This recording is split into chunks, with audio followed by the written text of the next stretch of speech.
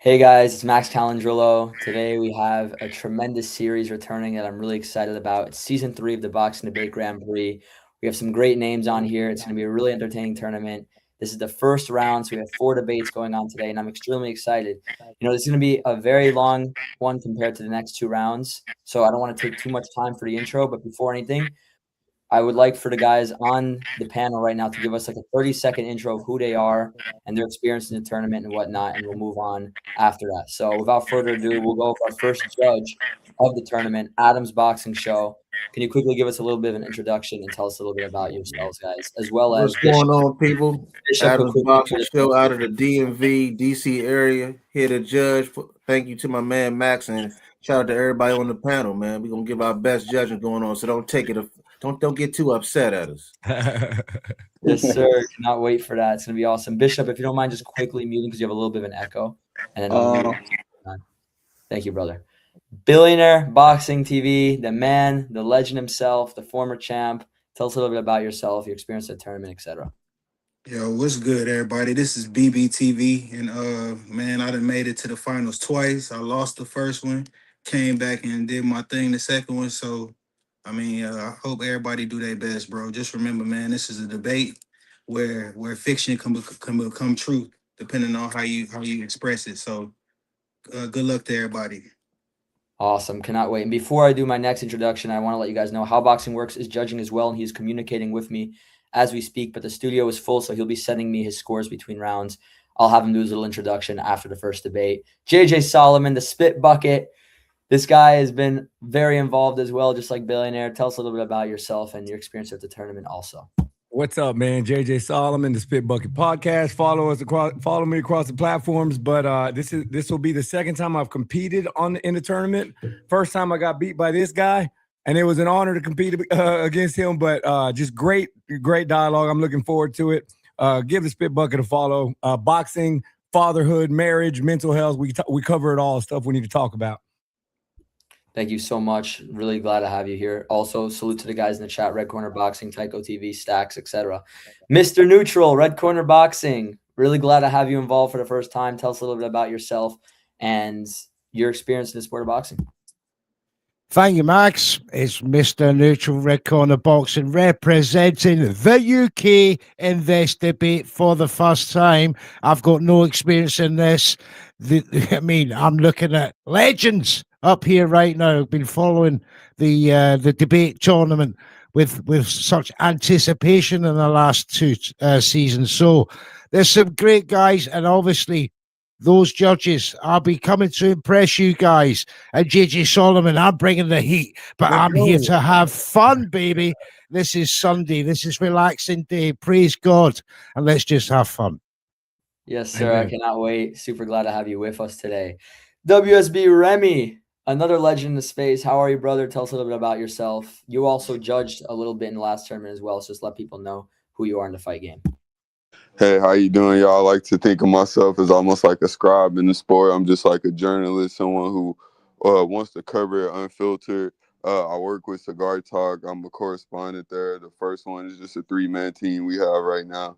And I'm really familiar with everybody up here's work, what they do in the sport, whether it's just debating online or actually going out to fights and covering them and everything. Shout out to everybody on here participating today. Much appreciated, brother. Glad to have you with us. Home of boxing, the young gun himself, another man who competed in the last tournament. Tell us a little bit about yourself and your experience here. Yeah, hello. This is HOB, Home of Boxing. This is my second time participating in this debate. I participated in the last debate as well and was able to get a good understanding of how it goes. I'm glad to be here with all of you boxing fans. I've just been trying to grow my platform on X, Home of Boxing, pushing some of my takes and boxing news. And love talking about boxing, and happy to see how it goes in this debate with all you boxing minds. Good luck to everyone, and let's see how this goes. Cannot wait. Glad to have you with us, brother. Blunson Boxing, another big figure that has competed in these debates. Tell us a little bit about yourself and your experience here, brother. So finalist last season, lost to a very good guy, Billionaire Boxing, but I'm back to win the title. Been watching the sport for like 20 plus years, know quite a bit about the sport, and love talking about it. do a space every single Monday about the sport of boxing. So open mic, come grab one. Thank you, yes, sir. I'm really excited for that. Billionaire let me know he couldn't really hear Homa Boxing. I was able to hear him, so Homa Boxing is not debating until later, anyways, and we'll sort that out by the time he competes. But thanks for the heads up for that. I hear him personally, but we'll see. JR 21511, new contestant. Really excited to have you involved, my friend. Tell us a little about yourself and your experience in the sport.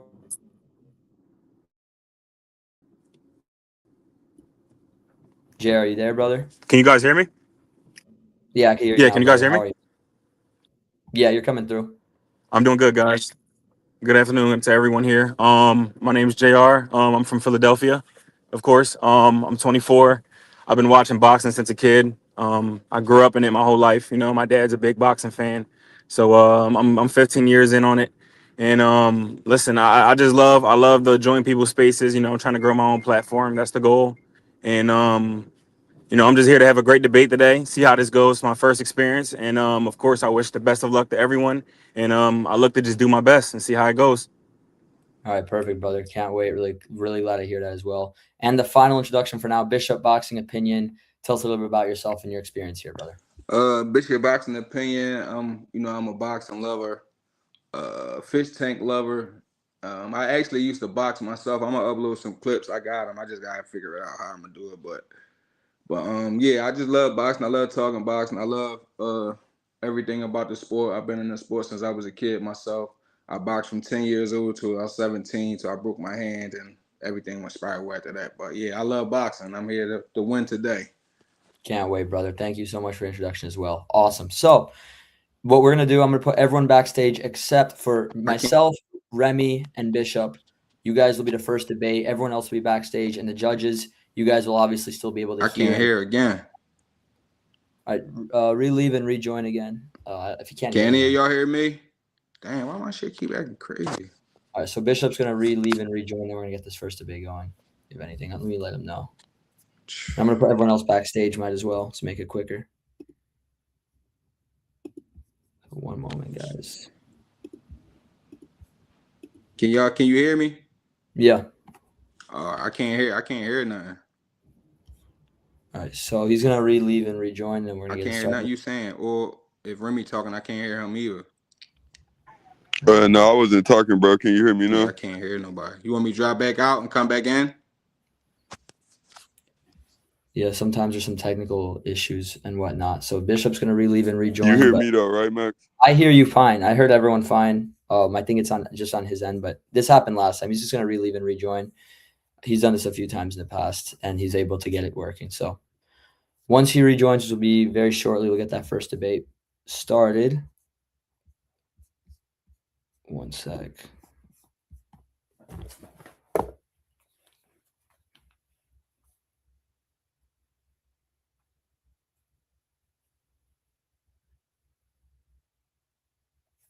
And I'm going to find these topics as well. So just to make it simpler, because we already sorted the topics out, which makes it good. Are they in the order you sent, or? We could do them in the order that they were initially sent, if that makes it easier for you guys. One more time. Yeah, it's how I like structure my argument. So yeah, I'm there now. You can hear us now? Yeah. All right. I don't know why Perfect. you can hear me now, bro? Yeah, I can hear you. All right, awesome. So judges, get ready. We're about to begin the first round. It's going to be Remy taking on Bishop. So let me find the exact prompts, and we're going to get it going. So basically, the way it's going to work quickly, it's going to be 1 minute uninterrupted for both of you, and then 2-minute dialogue where you guys go back and forth. 2 rounds, 10-9 scoring system. So the first topic that we're going to do, would today's nutrition and sports science make past legends unbeatable? Remy, you'll go first. I'll give you a minute, give or take. What's your stance on this issue? Okay, so I feel like unbeatable would be like a bit extreme, right? But when I hear you say that, I take into context the fact that they had so much inferior supplies at their disposal, so many inferior resources at their disposal in comparison to now, which led to so many hand, wrist injuries, chronic trauma, head injuries. in those times. So you can imagine, not to forget the different stipulations in fights that would keep a lot of fighters from having longer careers, and a lot of more mortality rate in boxing was a lot higher as well. So I believe that's like a no-brainer for the average boxing fan could see that those fighters then would argue were tougher than fighters now, as far as what they were able to endure and get still be high level fighters for a long amount of time. So I believe it's a no brainer that with today's nutrition, today's improvements in medicine, that they will be much better fighters. Perfect, Remy. Thank you so much. Bishop, just make sure, I think you have another tab in the background because there's a little bit of feedback. Just No, make sure. I ain't got nothing. I ain't got nothing on. Just It could except just for my be other phone, but that's on the charger. it could just be some slight feedback. It's all right. It's not loud, so no worries. Bishop, your stance, 1 minute uninterrupted. Would today's nutrition and sports science make past legends unbeatable? Uh, Hell no. Nobody's unbeatable, but I kind of understand where he coming from and where the question lies, because the talent from back then to now is a no brainer, and it's like these guys today don't got nothing on them boxers from back then. But unbeatable, nah, I disagree because nobody is unbeatable. For instance, like you can't tell me Usyk wouldn't have beat none of them cruiserweights, or heavyweights back then. You know what I'm saying? Even Wilder with the power he possessed it. But today's technology would have made him better and more lethal, but anybody can be beat. Every fight is a 50-50 fight. One punch can end the show. Perfect. Thank you for that. So now you guys will just have back and forth conversation on the issue. 2 minutes, give or take. Remy, you begin on this topic, but you guys go back and forth conversational style. Go ahead. Okay, so then Bishop, I'll pose this then, so we can frame it this way. I believe that the guys of that era, and you give them the nutrition, the medicine, they got medicines that help with bleeding better. They got medicines that help now with the nosebleeds were a huge problem in those times. And you want to look back all the ways to the 1920s was the worst time period for fighters dying in the ring, followed by the 1930s. You had combined over 480 deaths in those decades alone. So you think about that. You believe that the peak of physical and skill in guys like Ray Leonard and the Larry Holmes of those eras, you don't believe that they could whoop some ass in these eras? Yeah, I do believe, like I said, ain't nobody unbeatable, but I never denied that they wouldn't beat most fighters. Yeah, I favor the old fighters, but the skill set from a lot of fighters in today's time is a little bit better. But the fighters, the actual competition was better back then. So it's like a coin toss for it. It was a heads and tails type of thing. But nobody's unbeatable. Like, you know what I'm saying? Now, that's up to debate, but I feel like nobody's unbeatable. And I think some of these fighters in today's time will definitely beat some of them fighters back then. But it likewise is the flip side, the vice versa. But nobody's unbeatable. So it would help them, but make them unbeatable, that's like making them a machine. I disagree. I'm just picturing these guys with the guys that were fighting 15-round fights. Mind you, we still were having a lot of deaths in boxing. We had a bunch of injuries in boxing. I'm imagining these guys with the opportunity to have longer careers, have less chronic trauma, less injuries in general, and able to be matched up against the guys of this era. I I don't think know, bro. I I don't know. think Devin Haney, I think Shakur, I think Boots, I think Bud are all get them old guys problems. I With believe today's that too, technology or but not. going off Max's question, I believe that more than not, you'll have guys from that era with the same opportunities beating guys from this era with that have the same Yeah, opportunities. absolutely. Just not unbeatable though. All right. That seems like a good way to close round number one. All three judges, send me your scorecard for how you guys scored round one. Send it to me through private message on X, 10-9 for whoever, 10-8 for whoever, etc. And we're going to move on to round number two. Much appreciated. As soon as you guys can send that, I'd really appreciate that. Good Round, round. yeah, solid Nah, for round. sure. You too, bro. Round number two, and this time, Bishop, you're going to go first on this one. The prompt is the cruiserweight division the most underrated division in boxing? Bishop, you begin, a minute or so uninterrupted. Is cruiserweight division the most underrated division in boxing? No, because we had legends that come from cruiserweight. Ja Obata can be one. Usyk, Carlos De Leon, Vander. So Marco Huck. Is a couple. It's like it's some names. So I don't think that is like the most underrated. I think the smaller guys is the most underrated because today's you got Ja, David Benavidez, people that actually know the guys, Zordo a little bit. So I wouldn't say it's the most underrated now. It's one of the most underrated, maybe top three. But number one, I go for the littler guys because sometimes people don't even be knowing who NUA opponents is. Not to bring them up, but I'm using them as an example. So it's a difference where the bigger guys is noticed a little bit more than the smaller guys to me, in my opinion. Gotcha. Thank you for that, brother. Now, Remy, your stance is the cruiserweight division the most underrated division in the sport of boxing today. Go ahead. And this is of course opinion based. I believe when you have one of the longest sitting champions in Jai Opetaia having to go to Zuffa to get big fights, I believe that's a indication that the division might be underrated. But this is going to change very soon here. But I do believe it's an underrated division, especially if you look at the landscape now and going forward. When you got guys like Jai Opetaia, you got Chris Billiam Smith. Of course, these aren't just like huge names, but they're good fighters that'll have good matchups. You got guys like, Brandon Glanton getting in big fights. He's not a great fighter, but again, a good fighter. Got a lot of guys around the same level. It reminds me sort of how 54 was. You got guys like Vidal Riley coming up as contenders. He's a pretty skilled fighter. You might be able to do something. Then you got guys like David Benavidez and Bivol talking about coming up to the weight. That's when you really get into the idea of really big fights happening. We don't know. Maybe Arthur BF could get into that division. It's a lot of older guys that fight at cruiserweight. Cruiserweight has always historically had a lot of older guys. So I believe that might be a division that within the next few years, and Badu Jack is still there, a division that, can produce some bigger fights. All right, thank you so much for that as well, brother. Now, back and forth conversation is cruiserweight division most underrated in the sport of boxing. Bishop, you go first, but remember, guys, back and forth combo. Begin. Nah, I don't think so because he just named basically like the fighters that can potentially be up there. Then if them fighters go up there, it go from a so-called underrated to one of the best. So it's like, and I just feel like the bigger guys just got more get more spotlight in certain areas. Like the littler guys got to work harder because they unknown. Like, you know what I mean? I think it's night and day, but it's all opinions. Go ahead, Remy. I think cruiserweight is the little brother of the higher weight classes. When you look at welterweight, you look at lightweight, I would consider welterweight, middleweight. Those are the glamour divisions where power and speed meet.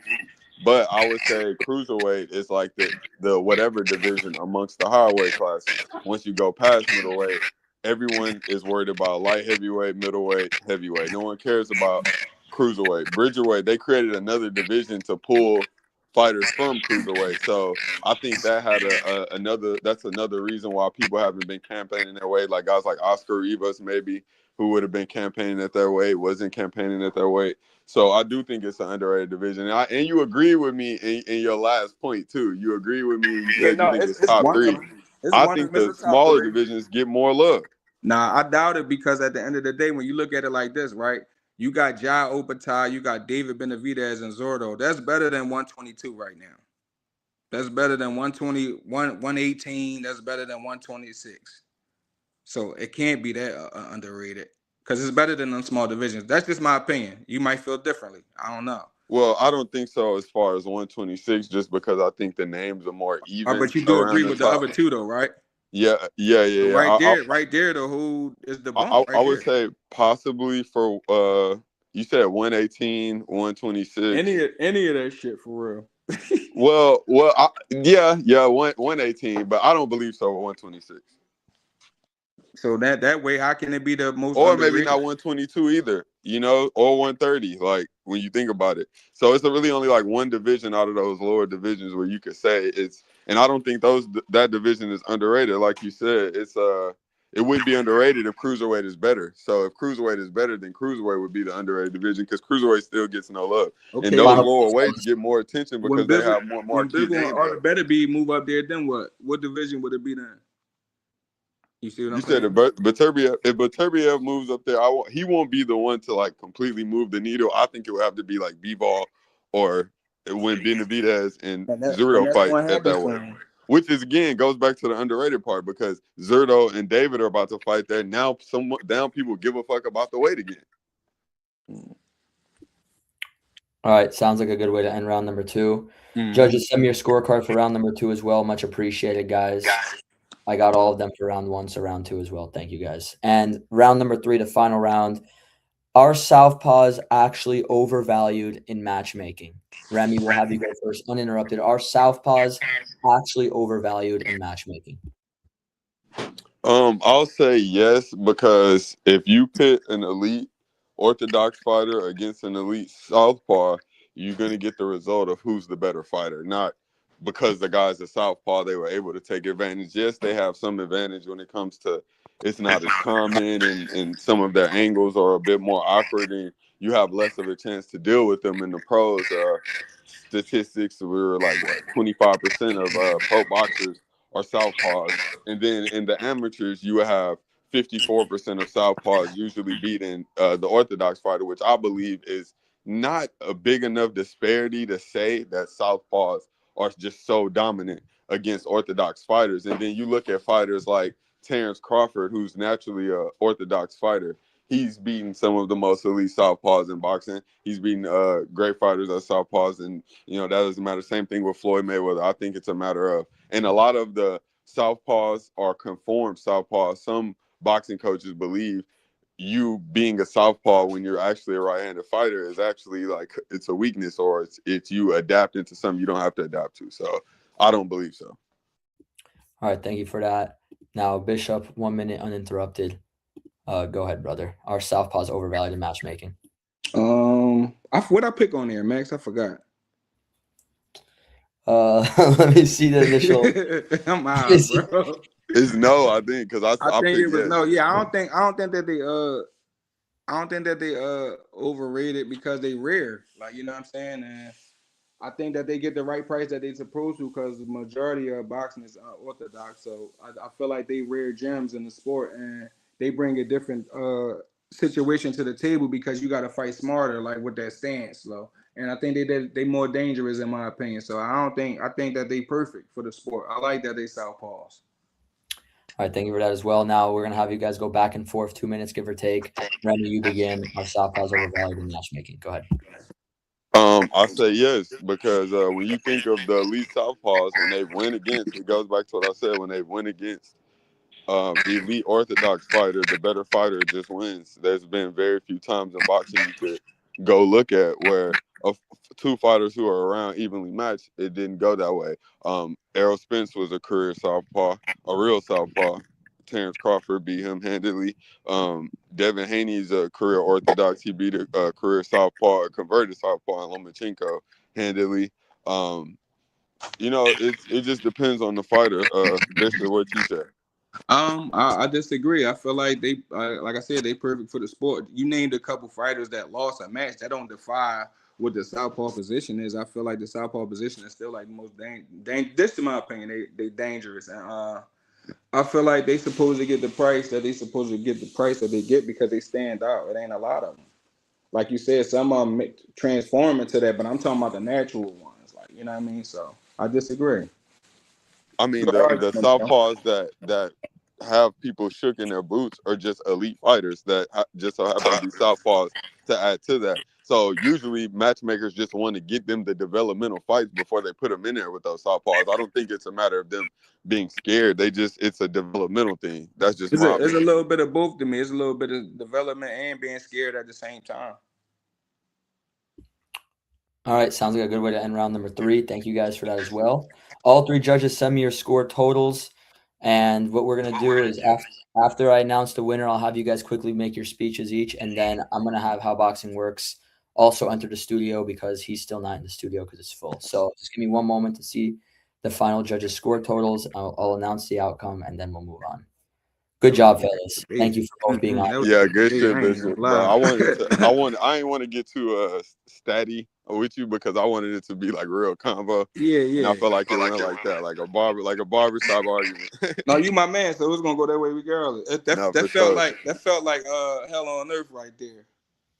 Nah, for sure, bro, for sure. That's the Nah, for sure. icebreaker. And Bishop, one of the first people I met on boxing Twitter, bro. I don't know if you know that. Like you like one of the I met like Artman. Artman's the one who like sent me to what boxing Twitter was, bro. Yeah. Then I ended up meeting you like not too soon after. You know what I'm saying? Then a bunch of other people, bro. You always been cool, always been 100, bro. Yeah, no, I feel the same about you, bro.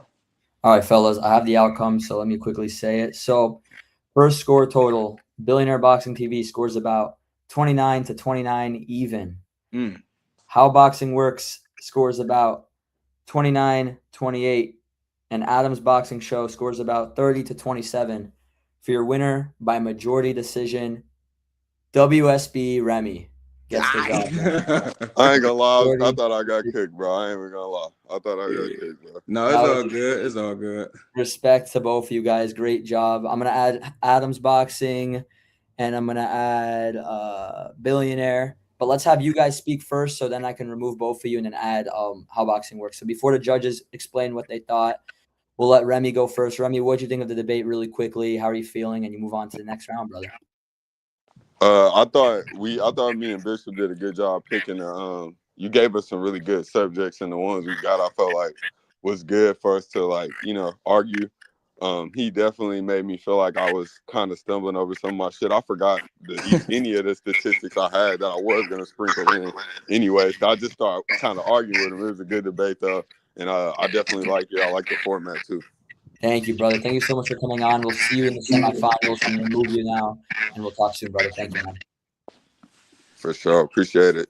Of Thank you course. to the judges too. Shout out to y'all, man. Sure, both of y'all, man. Respect, brother. Thank you, man. I'm gonna remove you from the stage. I'm also gonna remove you from backstage. So, how boxing works? Please try to rejoin now, so I can add you to give you a take. Bishop, boxing opinion. You gave a great go as usual, bro. Talk Yes, to us sir. about the debate went and your thoughts overall, brother. That debate made my day, man. I feel a little energized. I feel way better. That was a great debate, right? And I really ain't care if I won or lost because everybody in here is stars, like, you know what I'm saying? And even the judges, like everybody in here, I'm literally cool with everybody. So, anybody that win is cool with me, like, you know what I'm saying? But I love this tournament. I love what you got going once again, as always. Shout out to everybody that's in here and the contestants moving forward. Wish y'all many luck, but I got to go with, like I said last time, whoever beat me. So I got to go with Remy, and I'm going to still support my Philly brother. So that's my two that I'm picking. It might not go that way, but, that's what I'm picking. And shout out to all the judges. Shout out to everybody, and shout out to you, Max. Thank you, Appreciate brother. it. Much appreciated. You're always welcome to be on here in the future as well, brother. Yeah, Thank you yeah, so no much. doubt, no doubt. We'll speak soon, brother. All righty, the three judges. Great job as expected. For the first Sound went debate. away. What's up, y'all? That was funny. All right. Great job, guys. For the first debate. Adams Boxing Show. First time we've had you guys score. Let us know a quick summary of what you guys thought of that debate before we move on, brother. Oh, go ahead, man. Well, yeah, I like both guys. I like Remy's detail. He has a lot of supporting details when he says something, and it makes a lot of sense. I like the other guy too, man. Bishop, I like Bishop. Bishop was really good too. I wanted just a little bit more with Bishop. Yeah, I felt like he started off good, but he didn't give me enough. I felt like he had a lot of good points. He just didn't bring enough to support it. Man, I'm gonna tell you, hold on real quick. Just in that first round, man, like I agree with a lot of his points. I just wanted a little more from Bishop, though, man. He had it's like he's right there, but like, come on, bring it home. Because Remy is a dog with it, man. Remy just so detailed with it, man. But shout out to both, man. I like both. Good. I would love to see a rematch one day. 100%. That was solid. I completely agree with what you guys said. He was making great points, but he was just cutting himself a little bit short on time. Could have went a little more into detail. But thank you guys. Really appreciate it. We're looking forward to seeing your scorecard for the next debate. Yes, sir. All right, quickly, guys, just because we're on a time crunch. Billionaire, quick recap of the last debate you just saw. All right, so I gave the first round to Remy. I want to say shout out to Bishop, bro. Most improved, bro. He came with it. I really started nitpicking that little stuff to kind of because they both came with it. I think the first round I gave it to Remy because I think Remy expressed his point more. He used his time better. The second round came down to like the needle. Remy came up with a good point. Cruiserweight is the little brother. I thought that was a good point, but I like how Bishop controlled the conversation. We're bringing up the comparison to the smaller weight class. He had Remy agreeing with him all kind of places. So I gave that round to Bishop. But the last round, man, that was tough, bro. Both of y'all came with it. So it was a draw for me, man. Loved it, brother. Thank you so much for the recap. We can't wait to see your scorecard for next debate, brother. How boxing works? Can you hear anything? I can't hear y'all. Ah, Every time you kick somebody, it I can't removes hear my me. audio. I don't know why it does this every time. okay. I'm gonna But put. I can hop out, hop back in, and the sound will work. Okay, so I'm gonna remove both of you from the stage, and we're gonna get the next debate going. Thank you, billionaire. We'll talk very soon, brother. Okay, so we're gonna do the next debate now, and that's gonna be Blunts Boxing and JR. And then after that, I know Neutral's on a time crunch, so we're gonna have him next. But both you fellas, we're excited to have you guys go against each other. It's gonna be a lot of fun. How you guys feeling, man? Looking forward to this, man. Really looking forward to this 3-round debate. I'm ready. This is gonna be a great debate. All right, guys, let's do it. JR, are you there as well, brother? Just want to make sure. Perfect, bro. I see your mic's on, so you're ready. Okay, so I'm gonna find the. There's probably an issue with his audio as well. I don't understand why there's an issue with everyone's audio right now. I'm gonna find the 3 prompts. We're gonna get this debate going, and then you guys will be all set. Same format as last time. So hopefully he can rejoin as soon as possible. Just give me 1 second. What'd you think of that last debate, Blunts?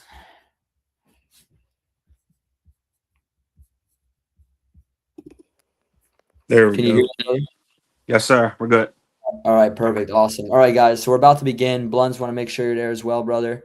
And then we're going to get it going. Can you hear us, Blunts? Yeah, I'm ready. All right, perfect. Okay, so the first topic, the first prompt for this debate, Blunts, you'll go first. Same format as the last debate you just saw. The prompt is Naoya Inoue already a top 5 pound-for-pound fighter of the last 20 years? Blunts, your stance and your opinion begin in 3, 2, 1. All right. So when I think of the top 5 fighters of the last 20 years, it goes as is: Mayweather, Manny Pacquiao, Terrence Crawford, Alexander Usyk, and Naoya Inoue. And the reason being is just within the last 20 years, he's one of only 3 fighters to actually go undisputed in 2 weight classes. He's a 4-division champion, lineal champion in 2 divisions. And if you look at it, what he's doing is historical stuff. He's the first undisputed champion to defend his title 4 times in a calendar year since Muhammad Ali. Damn, who would consider that? Ironically, too, he's the first time since Larry Holmes to defend the lineal title 4 times in a calendar year. So Naoya Inoue, without a doubt, is a top 5 fighter within the last 20 years. Thank you so much, brother. JR, give us your stance. Is Naoya Inoue top 5 pound-for-pound fighter in the last 20 years? 1 minute or so, give or take. Begin. Yes, sir. I believe that he is not top 5 pound for pound fighter. I believe top 5 within the last 20 years from 06 to now would have to be Floyd Mayweather, Manny Pacquiao, Crawford, Usyk, and Canelo Alvarez. Now, my reason as to why I don't believe is because his level of competition, I've got to say it. All right. Yeah, impressively. He's a complete fighter. He has dominant skills. But when you look at his resume and his level of opposition, it's not very elite. All right. Now, I mean, besides, in my opinion, his best 3 wins are Donaire, who is already past prime, Fulton, who was never pound for pound, and Tapales, yeah, it's utter dominance, but I don't think dominance, I don't think always that dominance speaks greatness into it. Now, when we say pound for pound, I look at fighters who fight pound for pound fighters in their prime at that moment. I mean, Picasso, his resume, trash. It's cab drivers. MJ, 14 fights before he fought Inoue. Yeah, he was dominant, cool, but for me, it's about the competition within the division, and the competition in these divisions aren't very peak. Now, for him to get there, I believe if he goes up and beats Shushu and he beats Bam, who's also pound for pound, if Bam comes up, and if he gets past who he's about to fight now, I believe who is Junto, sorry. I think at that point we can start to consider top 5. But at this moment, I can't. His accolades, they're great, but the opposition, it doesn't speak well to me. It doesn't equalize for top 5. And when we say 4 division champ, I'm sorry, go ahead. No, go ahead. Last point, my bad. Oh, and I understand he said also 4 division champion. I put Canelo in there because Canelo is also a 4 division world champion as well, and the first undisputed super middleweight champion. So that's all, Max. Thank you, brother. Awesome. Great points from both. Now we'll have you guys go back and forth. Blunts, you begin. 3, 2, 1. Go ahead. So when we talk about level of opposition, I mean, one thing I want to say is that you and I both agree on the top four.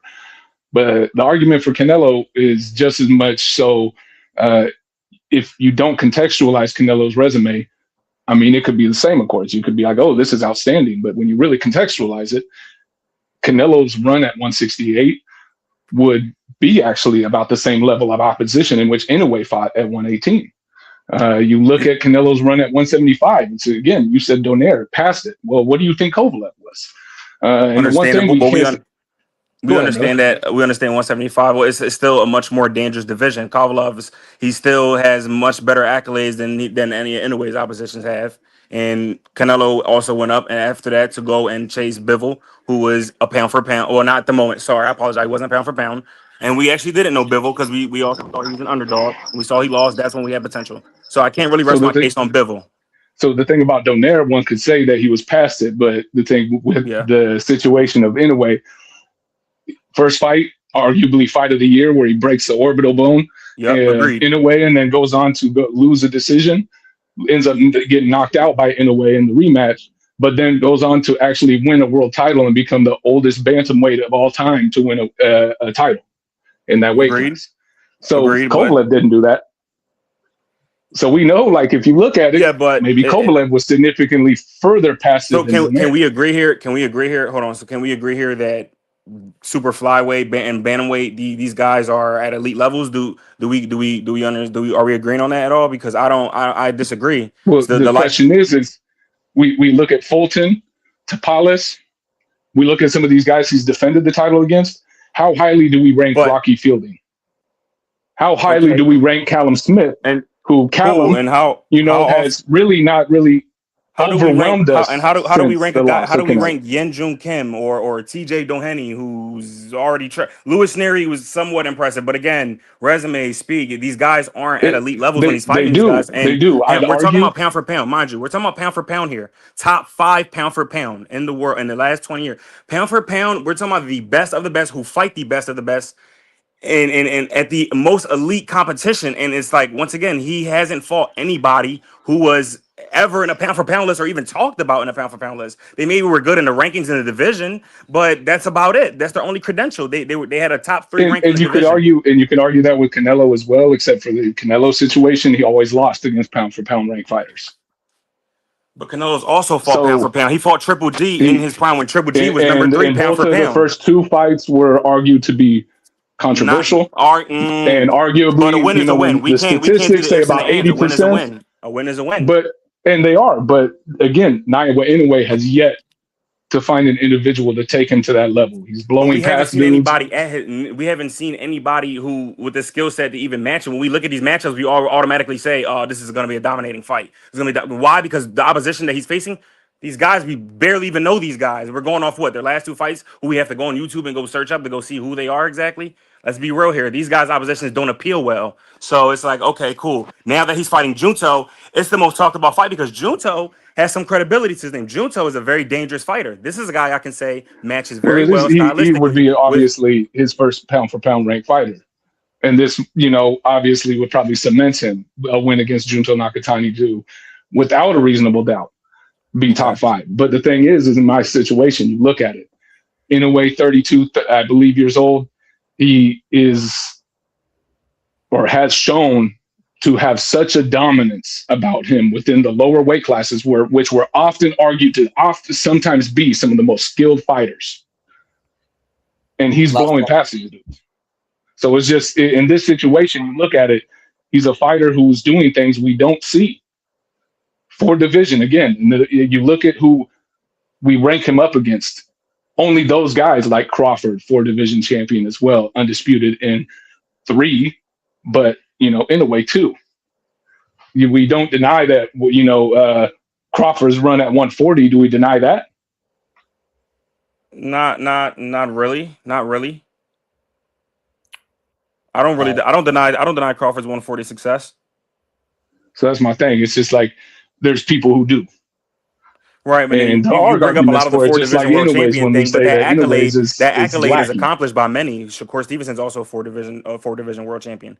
So it's like that accolade we can't really just use. Oh, anyways, a four world champion, four division world champion. There's plenty of guys that have four division world champion and also on their accolade resume. So I mean, it's And impressive, actually, not but that many. Actually, believe it or not, not that many. In the All right, history of the but sport of boxing, there are to very put him little top who have five pound actually for pound achieved just four because he's a four division. division world champion doesn't really it still doesn't it doesn't give it enough credential for him to be top five just because he's the four division world champion. All right, guys, round number 2. We got to move on. Great round from both of you. Tremendous from both. All 3 judges send me your scorecards for round number 1. Much appreciated, guys. We're going to move on to the next prompt. Round number 2, the prompt: is Terrence Crawford the most skilled boxer of this era? JR, we'll have you go first. Is Terrence Crawford the most skilled fighter of this era, uninterrupted? Go ahead, brother. Thank you. I believe he is one of the most skilled, but when we talk about the most skilled, I can't agree with that. I've got to I absolutely go with Usyk. I believe Usyk's a more skilled boxer than Terrence Crawford. Now I say this because Terrence Crawford, I mean, yes, undoubtedly his skills are tremendous, but we've also seen Terrence Crawford get outboxed before, and we've also seen Terrence Crawford understand that he had to rely on his power in order to win a fight. Now, skilled, but when we're talking about boxers, right? We're talking about boxers who are able to be in and out, have great technique, great IQ. I think Usyk overmatches that, right? Now, Crawford, for instance, another reason I believe so is his accolades speak well. Okay, cool. But this is my thing. Yes, I am not taking away 3-time undisputed. That's something that's never been done. Amazing, cool. But I can't say that right there makes him. It puts him somewhere where it's like that can be said as, oh, he's the most skilled boxer, because I didn't see him get to defend that any of those. Like, he went to 147, he won it against Arrow, he beat Arrow, he didn't get a chance. There was plenty of competition at 47. We didn't get to see him go up against any of these guys that caught him out. He goes up to 54, he beats Majimov. We don't get to see him defend there. There's plenty of guys called him on 54. He goes to 160, beats Canelo, retires. It's like, all right, it's we understand he had a great night on those nights when he won those titles. It takes tremendous skill to get there. I'm not denying that. But defenses come into play for me. He didn't get to defend those belts at any of those divisions. I didn't get to see the best of Crawford fight the best because, in my opinion, the first half of his career, I don't really see where it was elite at any point. Like, I just, besides that 140, the 140 that we talked about with Blunts, that I don't take away what he did at 140. Besides that, it's just Crawford's resume. It doesn't really appeal to me as much. And a lot of these guys, once again, I felt over the peak. I felt like they were just over the peak. Canelo, we already knew he was degrading from his last 5 fights before he fought him. He was degrading. He was very degrading. And we can't say that Crawford was a big underdog because there was plenty of people who had Crawford winning that fight. 154 Majimov, he arguably won that. A lot of people thought Majimov won it. I believe he won it. So it's like these wins are credential, but not to the biggest extent. So that's why I believe. Thank you, brother. Now, Blunts and Boxing, your stance on this take. The prompt: is Terrence Crawford the most skilled boxer of this era? Uninterrupted. Begin. So, most skilled boxer of this era, yes. When you look at it, his accolades speak for themselves, but also his specific style. Sometimes it's hard to explain the difficulty of being a switch hitter in boxing, but we're talking about arguably the greatest switch hitter in the history of our sport. And switch hitting, there's so few have ever done it and done it successfully at the elite level that tells you how much of a skilled fighter he truly is, because how difficult that specific style is. Mixed in with his being a 5-division champion, undisputed in 3, 4-time lineal champion. And I want y'all to understand how few fighters have actually become a 4, if not 3-division lineal champion. And not just that, I mean, we're talking about a dude at one point, went 6 years, a 6-year KO streak at the highest level of the sport. So this is one thing, when you look at it, he's undeniable. He's the only fighter. Yeah, I want to really kind of explain this and do this correctly. He's the only fighter to actually jump 2 divisions without a fight in between and beat the undisputed lineal champion. Only person in the history of our sport to actually do that. Have fighters jump 2 divisions and beaten the champion, yes. But to beat the undisputed number one in the 4-belt era, 3-belt era, only person to ever do it. Thank you, brother. Thank you, brother. So now we're going to have back and forth conversation, 2 minutes or so. We'll try not to go too much over time because the next debate, there's a little bit of a time crunch as well. JR, you begin. You guys go back and forth. Go ahead, guys. Yes, sir. Thank you. You talk about the 6-year KO streak, understandable, but who's the guys he's knocking out? Guys like who? Thomas DeLorme, Beltran Raimundo, John Molina Jr., Felix Diaz. Guys are all cans, brother. I mean, the 6-year KO streak, it doesn't mean much. It doesn't speak much highly of them. And switch stancing, I absolutely agree. It's a skill technique that not all boxers can master. But we've also seen Usyk go into a division where he's not even true to his body, isn't even true to that division. He's not even a true heavyweight. He overcame size with a guy like Tyson Fury and was able to show how boxing can overclass strength and whatever else you want, power, So, whatever else you want to call it. Everybody knew he's completely small for heavyweight, and he dominates these guys. He dominates them. so one second. I just want to let you know he's not a small heavyweight. In fact, Usyk would be what you would consider to be an average size heavyweight in the history of our sport.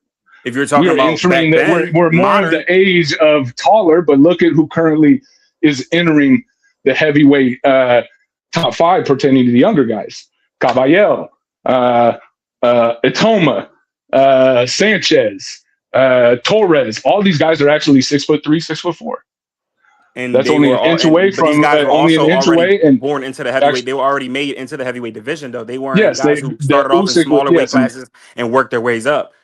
Usyk had to really build that weight up over the years to even try to attempt to go to heavyweight. So it took I understand the drive to want to push Usyk in because what he has done is impressive as well. Yes, but when you look at it based on the accolades, this individual, when we talk about Terrence Crawford, did things we have never seen since pretty much we're talking pre-40s. We have never seen an individual become a lineal champion in 3 of the major divisions. Not major, sorry, 168 wasn't a major division. But to be able to do something like that, that's what we see from Henry Armstrong. He's literally in the talks with an individual like that, who is often considered top 5 pound for pound ever. So wait, he's doing achievements like that? So Usyk's cruiserweight journey, when he won cruiserweight, when he became undisputed, was he highly favored in that fight when he fought Murat? If I remember correctly, actually, yes, he was actually favored. Are you sure? Because Murat was a guy who was coming in and he was considered the most dangerous cruiserweight. He's considered the most dangerous cruiserweight. He didn't just beat contenders. He actually was still a gold medalist at heavyweight. And was entering the scene, had beat Michael Hunter very convincingly. And Michael Hunter was actually on the American scene being pushed as being the next big thing at cruiserweight. And he completely dismantled Hunter. But and while I agree, we don't have to question Usyk's wins. He doesn't have any controversial wins at all. And neither does Terrence really. What do you mean? Madrimov was very arguable. It was a very arguable fight. Yeah, but you could also say Briedis was a questionable one. And in fact, there was a percentage of people, or even some journalists, who had argued Briedis had won that fight, just like Madrimov. So that's the thing. Is while I agree 100% that Usyk did fantastic things, it's just what Crawford has done. We haven't seen Usyk dominate divisions as well. Like I said, it comes to defenses as well. We saw Usyk win and defend as well. He's actually keeping up with the stature of the heat. So he got the crown and sat on the throne. Terrence gets the crown. He doesn't sit on the throne. He doesn't control. You know, he won and left. That's it. You got to show more. But you look at it, he at 140 cleaned up the division. Absolutely, but at 147, he pretty much cleaned up the division. His inactivity was bad. His inactivity was bad. He was fighting once a year. It's actually on par with Usyk. Both of them fighting about once a year for the last 5-6 years. But okay, that understandable. Agreed. You're right. Absolutely right. But once again, The stature of it is he's not actually defending the crown at the division. You're winning the belt and you're leaving. You're winning and vacating. Winning and vacating. You No, can't. what he did There's was he was no cleaning out the legacy division. comes like with He legacy. cleaned out the division. He's Usyk at He did heavyweight. not He clean out didn't clean it out. 147. He did not clean out one. He didn't even fight He pretty anybody much besides cleaned out 147. At that point in time, the only person who was around at that point in time was Boots, because who had after he not fought even Arrow, Tim achieved Tszyu at anything the at the time was sport. in his look. Tim Tszyu was on fire at the time. Tim Tszyu was That's killing everybody. Tim 154. Tszyu was That's calling him out at 154. 47. He didn't give Tim Tszyu a But we're chance. denying him moving up to fight a pound for pound fighter and moving up two divisions instead of So my fighting bad. Tim. After Arrow went up to Madrimov, okay, and he had who was calling him out at 154. He had plenty. Charlo. He didn't want to fight Charlo. Charlo, who has amazing accolades at 154, and who's also undisputed at 154. He didn't fight Charlo at all. Just automatically won against Madrimov and went along and went to 168. He's once again, there's contenders in the division who deserve shots, who we know have the skill set to potentially make it a good match with Crawford, and he didn't sign the contract and fight any of these guys. See, at this point in time, we're getting into semantics. The argument was, is he the most skilled fighter? And what he has done pertaining to the history of our sport, skill is not defending the undisputed titles. What he's done, skill is opposition. Skill is opposition. We haven't seen in almost 60 to 80 years. That's how long ago we saw somebody become a three. Cool. And when he fought Arrow, okay, cool. When he fought Arrow, everybody's like, "Oh, Arrow wasn't the same. Arrow wasn't this. Arrow wasn't that." Arrow was ranked as a top 5 pound for pound fighter by some fighting every 2 years. Was fighting every 2 years. All right, guys, let's wrap this round up just because we're going a little bit over. Yes, sir. Good stuff, brother. Yeah, good stuff from both of you guys. Judges, send me your scores. We're gonna do our final round. Just give me 1 second to see all 3 judges. And the final prompt, and I'll try to make it a little bit quicker for the back and forth. Let's try to keep it at 2 minutes for the back and forth. Is Anthony Joshua mentally fragile at elite level? So the prompt is Anthony Joshua mentally fragile at elite level? Blunts, you begin uninterrupted. Begin. So no, he's not mentally fragile. The thing is, at the most elite level, what we've seen Anthony Joshua do is show composure. We've seen him be able to show mental strength in the face of a loss, getting knocked out. We saw him come back and win a 11-1 championship fight to win his titles back against Usyk, a gold medalist. He loses a unanimous decision, gets the rematch, and comes back to actually look very well. And at times, in some people's eyes, did extremely well and could have argued to have won that fight. And when you look at Anthony Joshua, we're talking about an individual who has been hurt at the highest level, and tried to come back and win. When I think about that, I think about mental strength. I think about a gladiator. I think about a fighter. And that's exactly what Anthony Joshua is. We see him get hurt by one of the best heavyweights in the last 25 years, one of the best finishers in the last 25 years, Klitschko, and then ends up coming back and knocks Klitschko out. What does that tell us? That man's got mental fortitude. Thank you for that, brother. Much appreciated. JR, your stance. Is Anthony Joshua mentally fragile at the elite level? Uninterrupted. Begin. Yes, I believe he's not, because when he's at the elite level, he just doesn't win.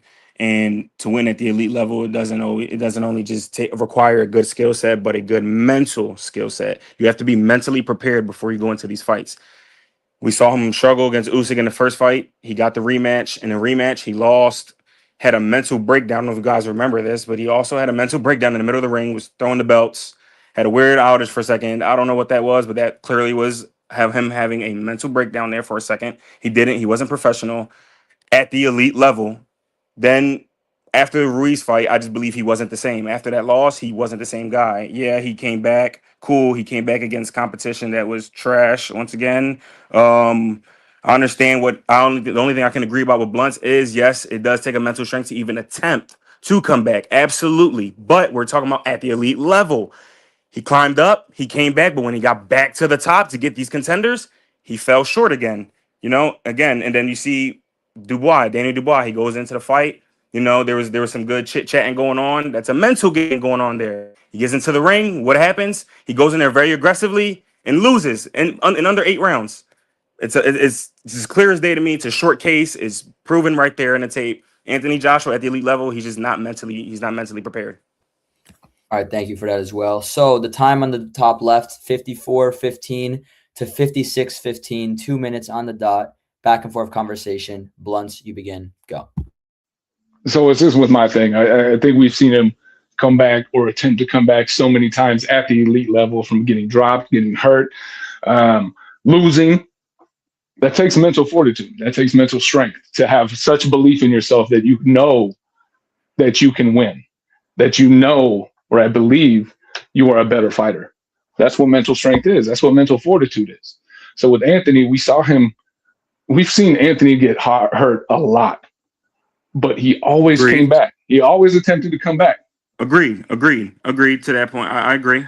I absolutely agree with that. But I mean, I feel like he's also given up in himself. Sorry about that. He also has given up in himself in fights as well, I believe. I mean, and again, once again, like I said, he went into the Dubois fight just overly aggressive. It showed from, once again, they already were getting into it very deeply before the fight. It was some big tension going on. They get into the ring. Actions speak louder than words. He gets in there. He's just throwing bombs. He looks sloppy. He gets dropped.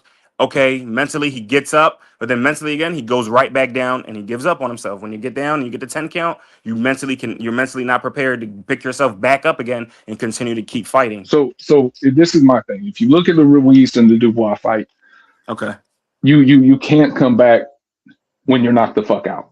Pardon my language. I know there might be children listening to this, but my thing is you just can't.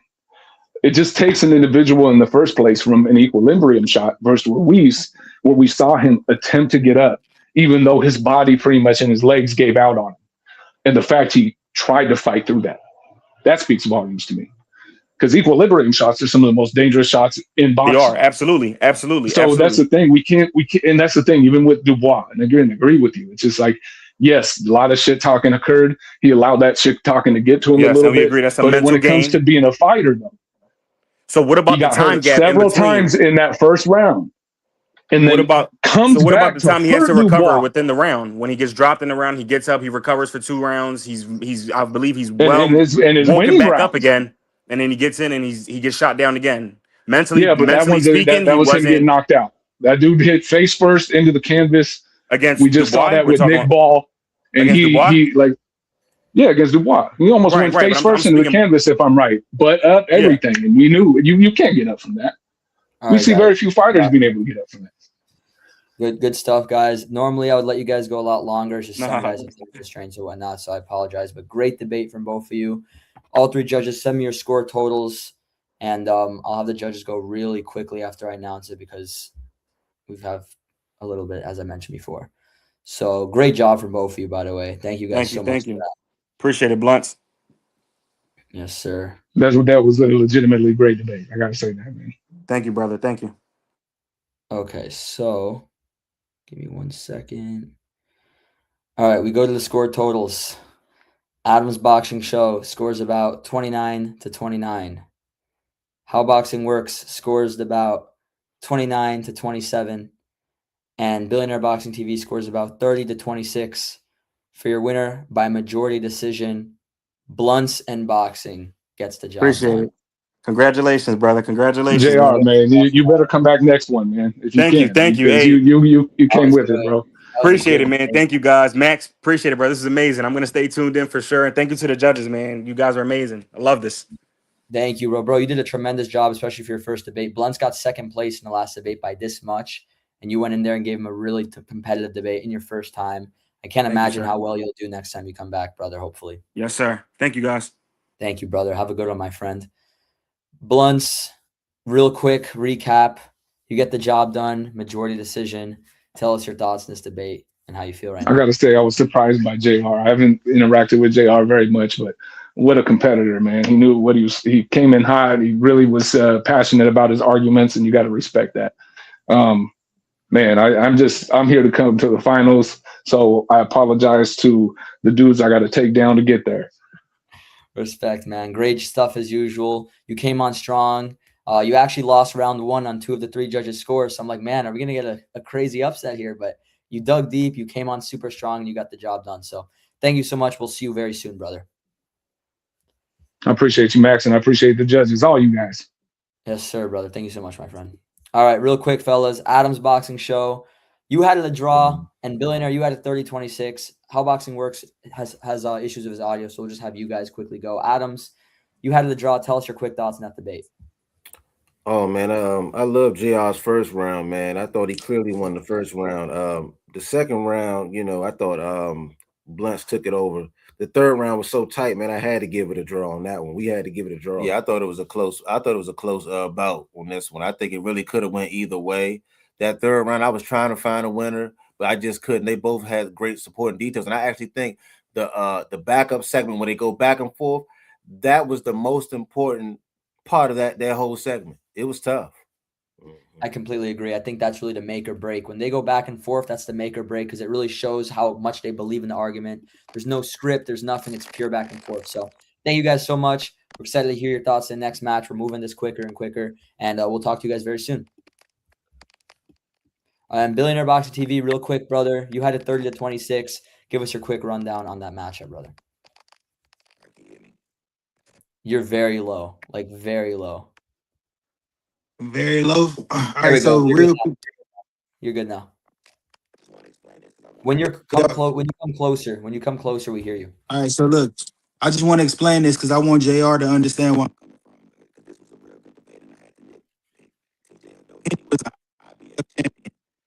You're cutting off a lot now, bro. Yeah, damn. Man, all right. So so real quick, Louis Neary was the former two-way champion. Out of 32 professional fights in a way, half of them were champions. Okay, that's why. So I gave the first round of Blunts. The second round, he kind of just went way off topic, talking about heavyweights and all, and like tangling with Blunts in those areas. So I gave and Blunts was able to express his argument way better. So I gave that one to Blunts. The last round, Joshua, he started early. He gave Dillian White his first defeat, Dominic Breazeale his first defeat, and Charles Martin his first defeat way back 10 years ago. So I think Blunts was able to describe the mental fortitude of Joshua way better as far as him being at the championship level. How he loses and how he gets hurt in between rounds, it didn't really matter to me. So I gave that one to Blunts as well. Thank you, my friend. We're really glad to have you judging these, brother. Great stuff. Great recap. We're going to have you for the next one. Talk to you very soon, my friend. Okay, next debate. This is one I'm really looking forward to. This one's going to be a lot of fun, man. I mean, when I made this matchup, I'm like, it's kind of unfair because you guys can both easily win an entire tournament, but it ended up being you guys against each other, and I'm extremely excited for this one. Neutral corner, JJ Solomon, the spit bucket. Judges, get ready for this one. You guys are going to have to pay extra attention. Looking forward to this one, guys. Let me get the prompts ready for you, and we're going to get this debate started. Is audio coming in? Everybody hear me all right? Yeah, you sound good. Neutral, how you coming in, brother? I can hear everyone just fine. Perfect. Awesome. You sound good. Luck, Mr. Neutral. Excited. Good luck to you, GG, and have fun, man. Likewise, sir. All right, fellas. First topic of the day. We'll have JJ go first on this one uninterrupted. The prompt is the lightweight division the most talented division of the last decade? JJ Solomon, your stance, your opinion, uninterrupted. Is the lightweight division the most talented division of the last decade? Begin. All right. I just want to make sure that we're all focusing on the topic at hand here. It's the most talented division of the last decade, not necessarily the most efficient in terms of matchmaking. But just a couple of things I want to point out. We're talking about a whole decade, but just from the time crunch from 2019 to 2022 alone, the lightweights had Loma, Teofimo, Devin Haney, Tank Davis, Ryan Garcia, and I'll throw Cambosos in there, all ranked inside the ring top 10 ecosystem at overlapping points there in that 3-year time period. That's six, 7 world level fighters in one talent pool, and many of them under the age of 30. Several of them unified. We've seen the undisputed piece of it. Guys, that's not even including Shakur Stevenson, the new wave. That's not including Keyshawn Davis, not including Raymond Murataya.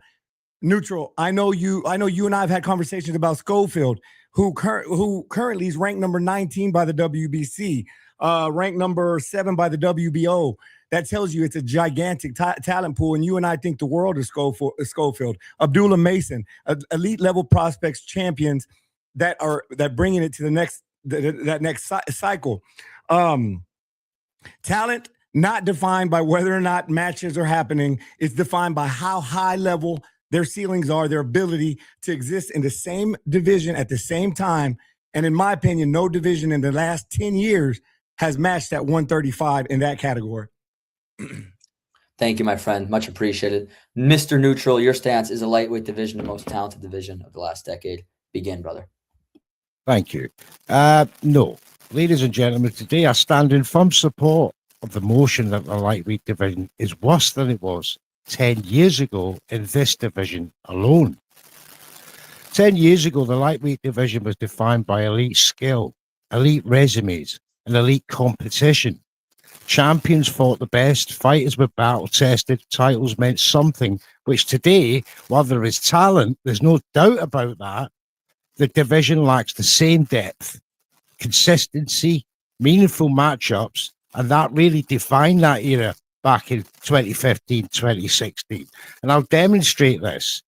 Superior championship quality 10 years ago, stronger depth and competition, better legacy defining fights. I mean, you're talking in 2015, 2016 alone, compared to 2025, 26, you're talking about Terence Crawford, Jorge Linares, 3-weight world champion, Mikey Garcia, future champion Robert Jr. Easton, current champions in Terry Flanagan, Anthony Crawler, Francis Barthelemy, who was a future champion. The top 10 alone was made up of ex-champions and future world champions. Miguel Vasquez, Argenis Mendez. I could go on. Dejan Zlatachnin. I mentioned Jorge Linares. These were a stronger dimension to the division back in their days, with a stronger set of contenders, which Richard Conley, Felix Verdeo, Ricky Burns, 3-weight world champion, going for his third world title. He achieved it in 2016. The depth in 2025, 26, where you got so many of these young boys and lightweights who are not staying in the lightweight division, who are moving up through politics, through social media because they're bad matchups, and these divides and strategic matchmaking delays the biggest fights these days compared to 2015, and that where these lightweights of 10 years ago were career lightweights. Final points, brother. You had that. Now, I just want to say in conclusion that 10 years ago, the lightweight division was deeper, more unified, and more battle-tested. Champions consistently fought credible challenges. Contenders were seasoned. Legacies were built inside the ring. Today's lightweight division has star power, brilliant, but less depth, fewer sustained rivalries, and more fragmentation. And for those reasons, I conclude that the lightweight division is worse than it was 10 years ago. Never mind the best division of all the divisions you can name of the last 10 years. Thank you, my friend. Much appreciated. JJ, take as long as you need for the intro. If you need a little extra time for that, we're going to have back and forth conversation. Is the lightweight division the most talented division of the last decade? Back and forth convo. We'll try to keep it at 2 minutes. JJ, I know it's going to be hard to keep it at 2 minutes. JJ, you begin. Go ahead, guys. Sure, man. Listen, you've made great points, but the argument is the lightweight better today than it was 10 years ago? Look, man, we're talking about a talent pool. You look at Canelo's division. There's a king in that division. Same thing with the heavyweights. There has been so much movement between Loma, Teofimo, even the outliers like Kambosos came in and made a splash. You've got somebody like Isaac Cruz who kind of made his debut there.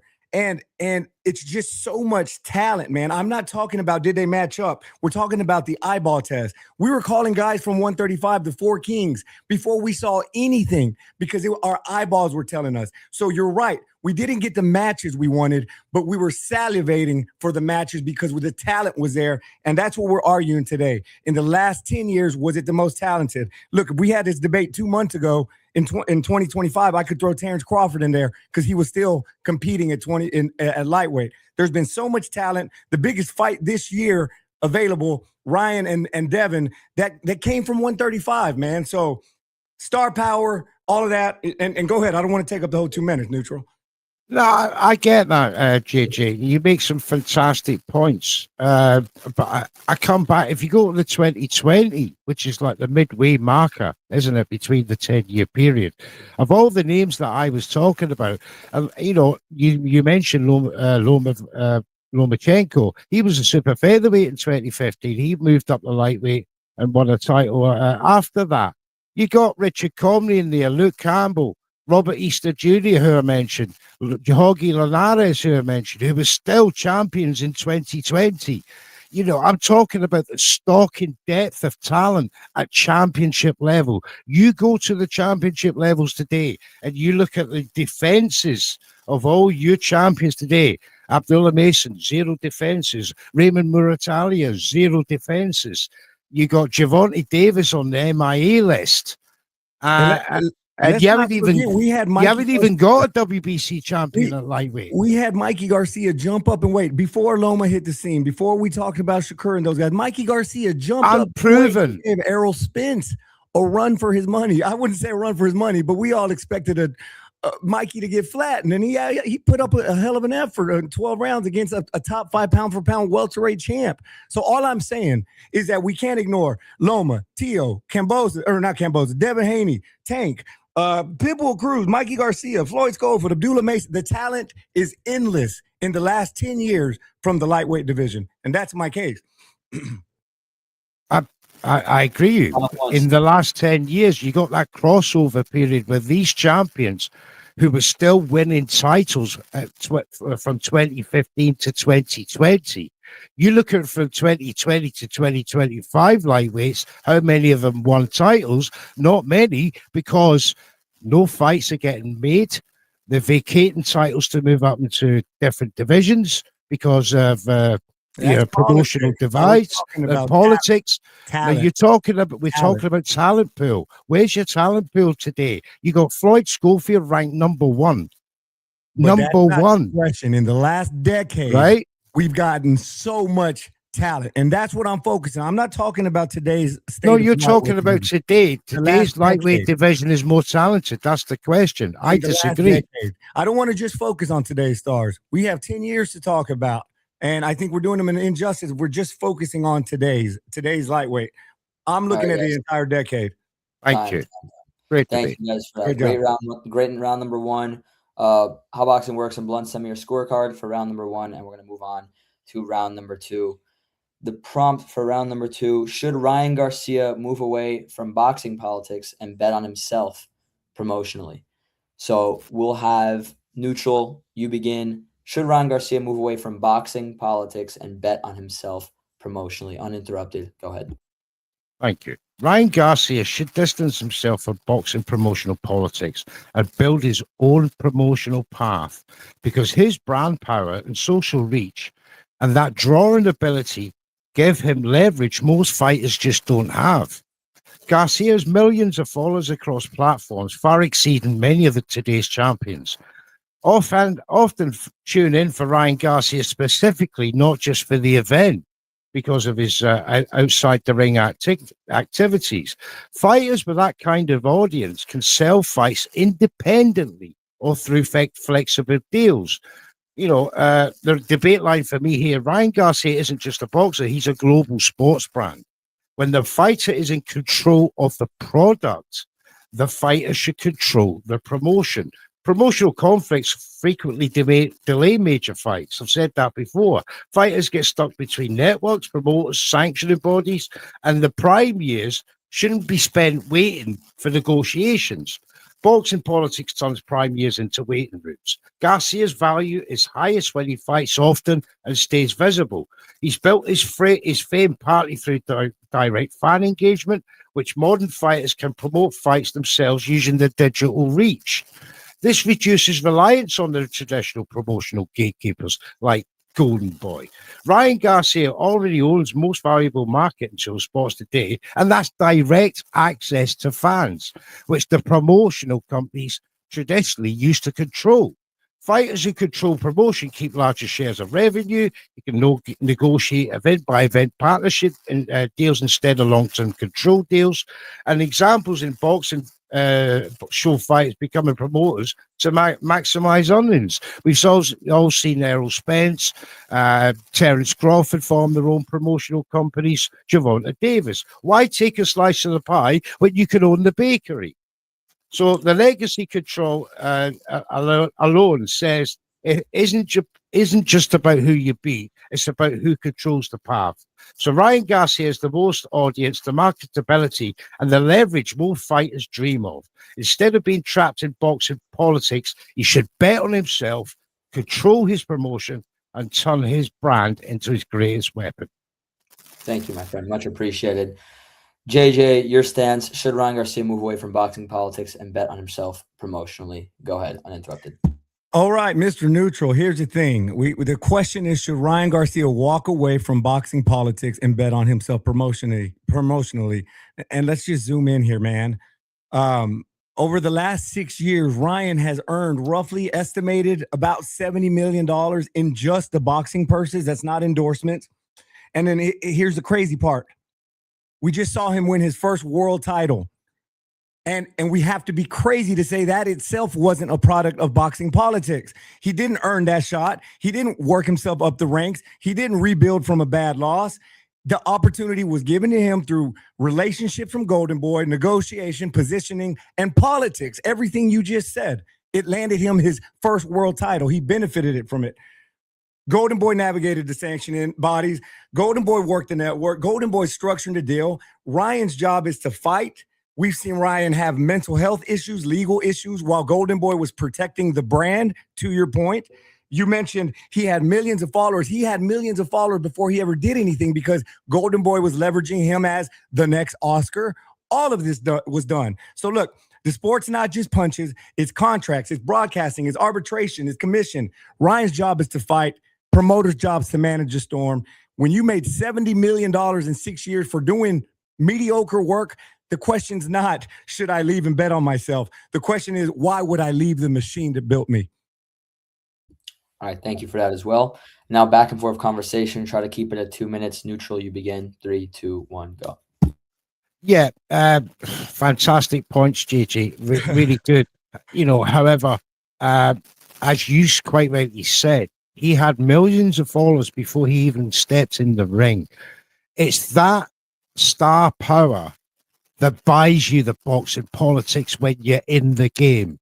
And Golden Boy knew that from the moment, the protege, to come and, take the crown off the king. All that was built from that machine. But where was the static period? And now where they're at now, where they virtually hate each other. This is the point. The evolution of promotion doesn't work in the long run for star power boxers. Look at Gervonta Davis. There isn't a promoter alive apart from Sam or what do you call them? PBC that can manage that kind of star power. These guys promote themselves with the digital reach they got. And it's the way it's going now. We're going to see an evolution. Sorry, on you go. No, and we cannot ignore, though, man. I see what you're saying, but you cannot ignore what's already been done. And the fact is, Golden Boy has created a machine, a brand with this guy. $70 million is nothing to look away from, man. $70 million, especially with his accolades. And now he's just secured a world title. He's not even 30 yet. His whole future's in front of him. We know the term, if it's not broke, don't fix it. Yeah, you can argue the Golden Boy's broken, but for Ryan's pocketbook, for his future, there's been tumultuous past between him and Golden Boy. I get it, but look at what the positives are. He's got millions in the bank. He's got a world title. He's got looks, and he's got his whole future in front of him, despite all the bullshit, all the crap we've already seen. And I put a lot of that on Golden Boy, not Ryan. Right. Well, the fact that Ryan Garcia has been given so many opportunities is built off the back of the politics, which is built off the back of his social media drive and his marketability. Without that, if he was a normal boxer who popped for peds, he would not have got another title shot. He would not have got 2 title shots in another weight division.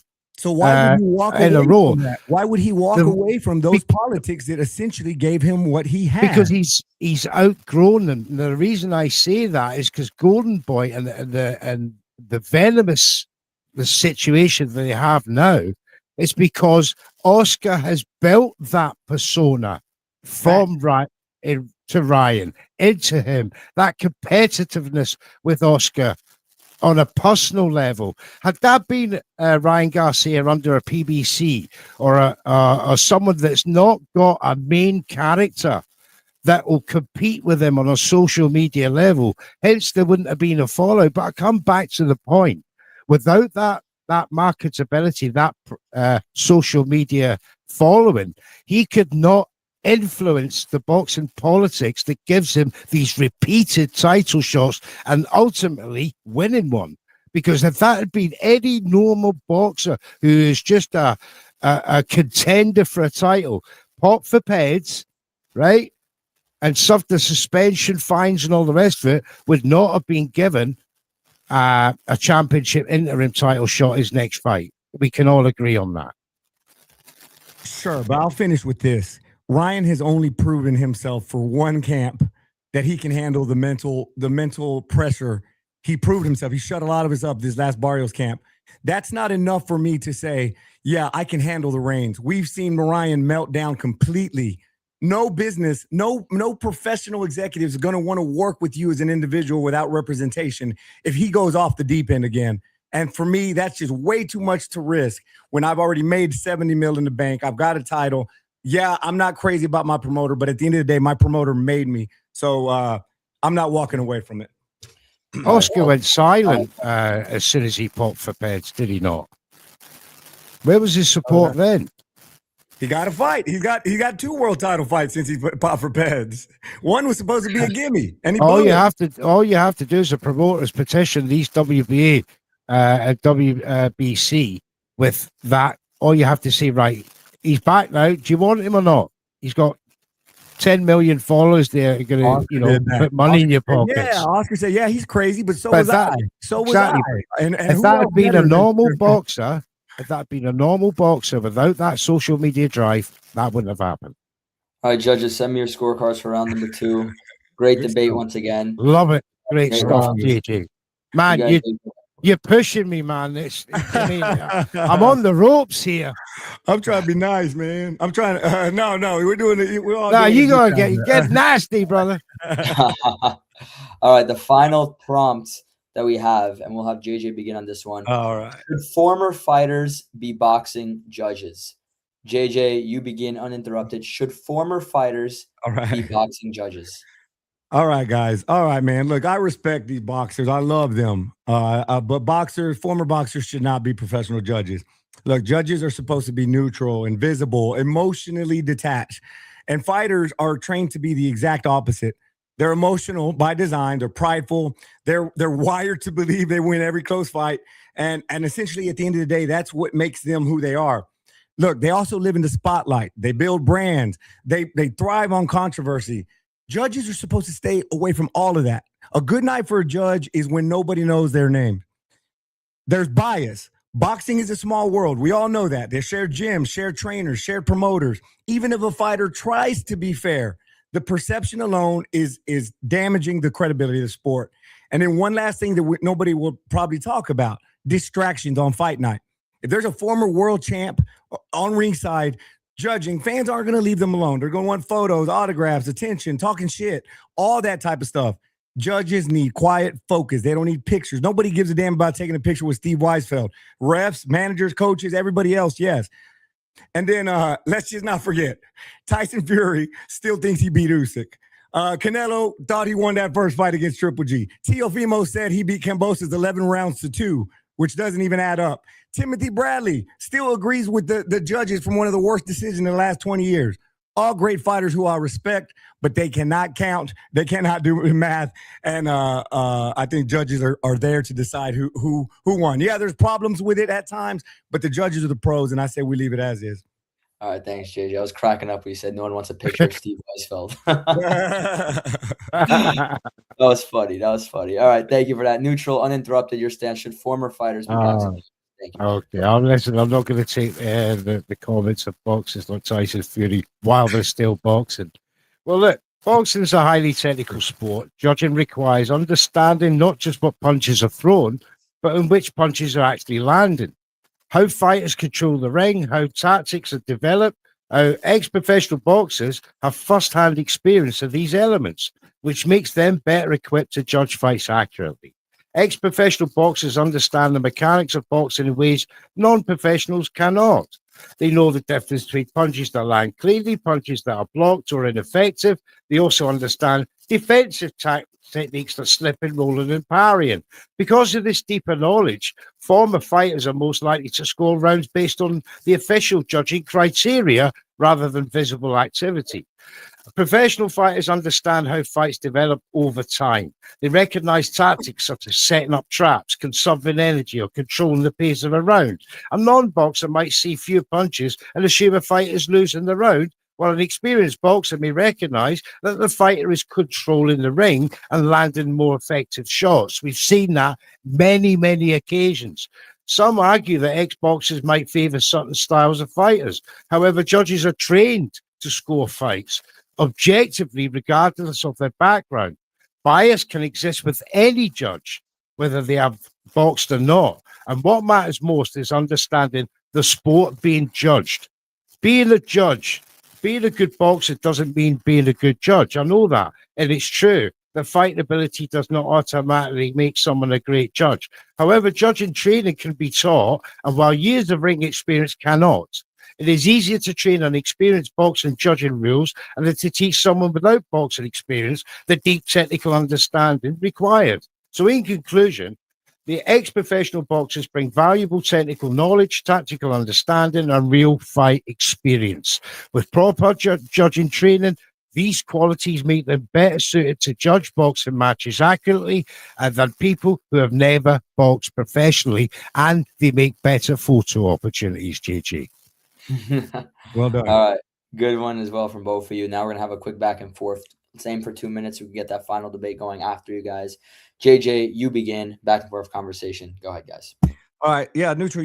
Your talking points are almost as an assumption that we're doing boxers versus regular fans or some schmucks. We're talking about judges who will find craft their skill set. They go through training for this.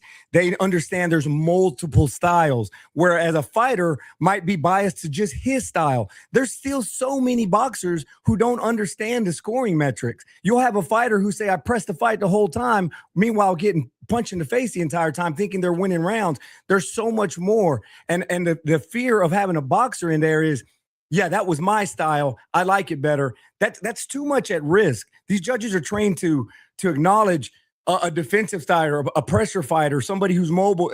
It's all under one umbrella. Where a boxer, you're dealing with fighter styles, and again, you cannot ignore the biases. You see the biases everywhere. Just go to a fight, and it would be impossible to step away from that and to judge a fight fairly against a guy you saw grow up, against a guy you know his dad super well. So it's just too much. These judges need to stay under the radar. They don't need to be anything besides what they are, and that's just judges. Sorry, Neutral. Went too far. Great points. Got me on the ropes again. However, I will counter you back with how many judging decisions today do you see where they go missing with no accountability for the judging and how they justify fights and the scoring, and we're none the wiser. At least with boxing personality judges, who most of them would have social media accounts, would have to come out and ultimately justify their viewpoints. Now, you made a point there about neutrality, styles, that sort of thing. When we hear boxers on television and they're given their opinions, the commentators see what they see. The boxers see what they think. Now, in the judging criteria, when they're trained under a trained environment by the sanctioning bodies, their thinking is going to be trained to that and that alone. See, they will have and who better than boxers to have an appreciation of other styles? But they don't. They don't. You'll see them call somebody. You'll see some like examples running. You'll see somebody call somebody a runner when it's not running. And listen, you mentioned. I agree. Judges need to have some accountability. That's a different conversation. I don't think a social media platform is the answer. You're risking the opportunity for these judges, former boxers, to get compromised by influence, DMs, all that sort of stuff. Judges don't need to see that. They don't need to be involved with social media because their job is to block out the distractions and focus what's in the ring. And I don't think I can confidently put that responsibility in the hands of a former boxer. Final points, guys. Again, fantastic points, JG, coming back at that counter punch there. All I could come back on is the technicality aspects of a fighter with years and years of experience, maybe at championship level, maybe not.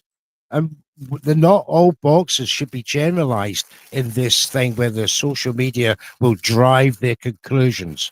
There's many, many boxers out there that will make fantastic judges. And I'll finish off with that. But man, that's been a fantastic debate, man. Thank you, Max, and to the judges and to everyone watching. I truly enjoyed that, and I don't want to come back because that is tough. I love it. Send me your scores, that was great, man. That was great. Likewise, yeah, I'm done. Thank you, JJ, man. That was a great one, as expected. It went just pretty much exactly how I thought. Real back and forth. Lots of intellect, lots of great points from both of you. It was really enjoyable.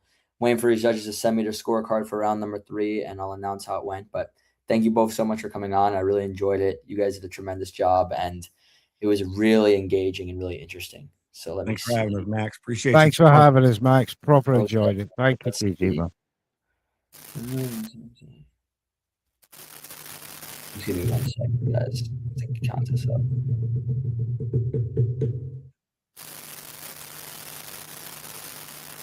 Yeah, my mic. That sounded like a drum roll. All right. We go to the score totals. How boxing works scores the bout 29-28 for neutral corner. Billionaire Boxing TV scores about 30-28 for JJ Solomon. And Adams Boxing Show scores about 29-28 for your winner by split decision, JJ Solomon. Yay! Well done, JJ, man. Victory. Got me sweating bullets. I'll take a split decision against the great man. That was beautiful. Thank you, guys. Thank you. Appreciate it, man. Good stuff. Really that was quick, fun. Before anything, I just want to acknowledge the fact that poor JJ Solomons had to go debate billionaire and then neutral back to back. In round 1. Yeah, in round 1. So, great job. If you're gonna win it, you gotta be the best. Facts, man. Facts. Decision. That was a tremendous debate, and I'm really glad it ended up going as close as it did. Before we get the judges to quickly do their thoughts, real quick, I know everyone's on a time crunch. JJ, quick thoughts on that debate and how you're feeling right now. No, it was nothing short of what I expected. It's hard to go all in on a topic because everything is discussable, right? So Neutral was making some fantastic points, and I'm not going to sit here and say you're wrong. It's just he did a hell of a job presenting his beliefs. I did mine. I wanted to stick with the topics, not so much veer off too much. So hell of a debate, and I couldn't have been paired up with a better dude like Mr. Neutral. You're on mute. Oh, and while you're on mute, thanks to the judges for sure, man. I respect and love every single one of y'all and what y'all do, and I appreciate you guys. And Mr. Neutral, of course, needless to say, you're one of the goats. Thank you, guys. Thank you, JJ. Thank you. I mean, that was fantastic. Really enjoyed that. And on the day, beaten by the better guy, no excuses. I want to thank you, Max. I want to thank the judges. Really enjoyable experience, and I highly recommend it to all you content creators out there to get involved in this. Thank you, Mr. Neutral. I really appreciate you a lot, and I'm really glad to have you involved last tournament and this tournament as well. And you're always welcome. Thank you so much, my friend. Thank you. Bye-bye. Bye-bye. And JJ, last thing before you go, last point I want to quickly make. You will now be taking on Blunts in boxing, which is going to be a real scrap. That's going to be a great one. I can't wait for that 4-rounder. Last point, how do you feel about that matchup? What's your thoughts? Oh, with this one or what's coming up? The Blunts matchup. Oh man, I gotta be on my game, dude. Blunts is an endless vault of knowledge. So I just got to be sure that I'm ready to counter all of the knowledge and points and history that he's going to bring at me. So I'm ready for it. Cannot wait. Thank you so much, my friend, and we'll talk Later, soon. guys. Appreciate y'all. Real quick, guys. Billionaire, let us know your quick score total. You had it in favor. Oh, Billionaire just left. Adam's Boxing Show. You guys actually, I believe, from what I remember, you guys thought Neutral may have nicked it, if I'm not wrong, 29-28. No, actually I had JJ 29. It was how boxing works at a 29-28. So you guys had it very close, though. Let us know your quick thoughts on that matchup. Oh man, JJ came out with that first round, man. That was a dominant first round. Then Neutral came out the gate with that great second round. Then JJ responded, rebutted it, and took it. But I actually like Neutral's third round a lot because he actually made me like the idea of possibly getting some boxers to actually judge. So I just want to just give it a chance, because the judges get it so wrong all the time. He actually sold me and want to see this experiment. Yeah, that was a great third round from Neutral. We had JJ 29-28, but it was super close. Super close. Much respect. Thank you so much for scoring. You guys got one more to go and we'll be done. I'll make sure to get the process moving. Thank you so much, guys. Really appreciate you. We'll talk very soon. Billionaire, real quick, brother. You had it 30-28 for JJ. What'd you think of that debate, my friend? All right, man. This one was tough to score. Both these dudes, my friends, bro. So like going against two dudes that I got a whole lot of respect for was like, man, this was tough. So the first round, I agree with the Adams brothers. It was a dominant round for JJ. He was just able to express the 10 years of lightweight and all that better. And second round, that was the toughest round to score. So I couldn't pick a guy on that one. I had that one even. But that last round, I feel like that was the round for me. That was a lot of difficult to score too. But I kind of broke it down for style points, who styled a lot better. And I gave that one to JJ as well. I think he did his thing in that last round. Thank you, my friend. It was a great matchup, and I'm glad to have you scoring it for sure. We've got one more to go, and we'll be done. So I'll put you backstage. We're going to begin the final debate. All right, we've got one more debate to go before the night closes out. Home of Boxing and JMMA. I want to make sure you guys are both with us right now because that was a lot of time in between. Are you guys with us at the moment? Home of Boxing and JMMA. Yeah, hello. I'm here. I've been here the whole time. You guys have been going crazy. These debates have been fire. Yes, sir. Really glad to have you. Let me make sure JMMA is with us. Let me send him a quick message. Jay, are you there? I see you unmuted. Can you hear us, brother? I see you unmuted, but I can't hear him through the other side. Okay, I should. There we go. Perfect. Coming in clear now, brother. Thank you both so much for coming on. I'm really looking forward to this debate. This is the final debate of the night, so we'll get it moving. I'll give you guys the 3 prompts. And for the first prompt, JMMA, you'll go first uninterrupted. The prompt is, are judges the most underrated problem in boxing? JMMA, you begin uninterrupted. Are judges the most underrated problem in boxing? Yeah. I believe they are. I mean, you look at a lot of these fights. Particularly, I think the biggest one of recent memory would probably be Gervonta Tank Davis versus Lamont Roach. The fight being scored the draw, I really think you look at a fight like that, you go, that's really a big problem. And just looking at the sport of boxing, just overall, judging has become a huge problem within how fights are determined. I was having this discussion with someone, and if someone is a big name and they're going in there and they're losing a fight, for example, Bivol and Canelo, we all saw how that fight played out. Canelo pretty much lost majority of those rounds, but you go look at the scorecards, 113, 115. You know what I mean? So that just goes to show that judges really, I don't believe they're really watching fights. They're just going off of name value. Okay, as long as he's staying in the fight, as long as it's close, then we'll try to slide him to win. It's all a politics thing. Even last year, Canelo Crawford, you go look at those scorecards. I mean, let's be honest, Canelo didn't win as many rounds as the judges gave him, and that still was a particularly close fight. So just looking at the judging overall, I think that's one of the reasons why there's no open scoring, because I believe most of these sanctioning bodies and just these figures in boxing know that yeah, the judging in boxing is severely misconstrued, and it needs to be fixed. And I don't think they want to deal with that problem. Much appreciated, Jay. Thank you for that. Home of Boxing, you're 1 minute uninterrupted. Are judges the most underrated problem in boxing? I said no. Judges aren't the most underrated problem in boxing. The real silent killer is the undefeated record obsession that's infected today's fighters and promoters. Fighters are now more terrified of what Twitter and the media will say if they lose that precious O, or if they get dropped or get knocked out, than they are of actually losing a fight. So they stall, they cherry pick safe opponents, they demand every advantage before signing contracts. Many dream fights die in negotiation. Fans wait months or even years for matchups that should have happened, and when the bell finally rings, we often get a glorified sparring session instead of a war. There are more undefeated world champions right now than there were in the entire 1990s. That's not because boxing suddenly got better. It's because nobody wants to risk the O. Promoters do this because an undefeated fighter is easier to market, but it hurts boxing. Fighters and promoters now dictate fights on their terms, not the fans. Big bouts fall through or get pushed back endlessly. Meanwhile, the old school greats, Pacquiao, Trinidad, Hagler, Hearns, didn't move like that. They took risks, lost, got back up, and became legends because they fought the best available, not the safest. That's why the undefeated mentality is the most underrated problem in boxing today, not the judges. Got you. Thank you for that. Much appreciated. Now 2 minutes. We'll go from 140-10 to 142-10, back and forth conversation. Jay, you go first.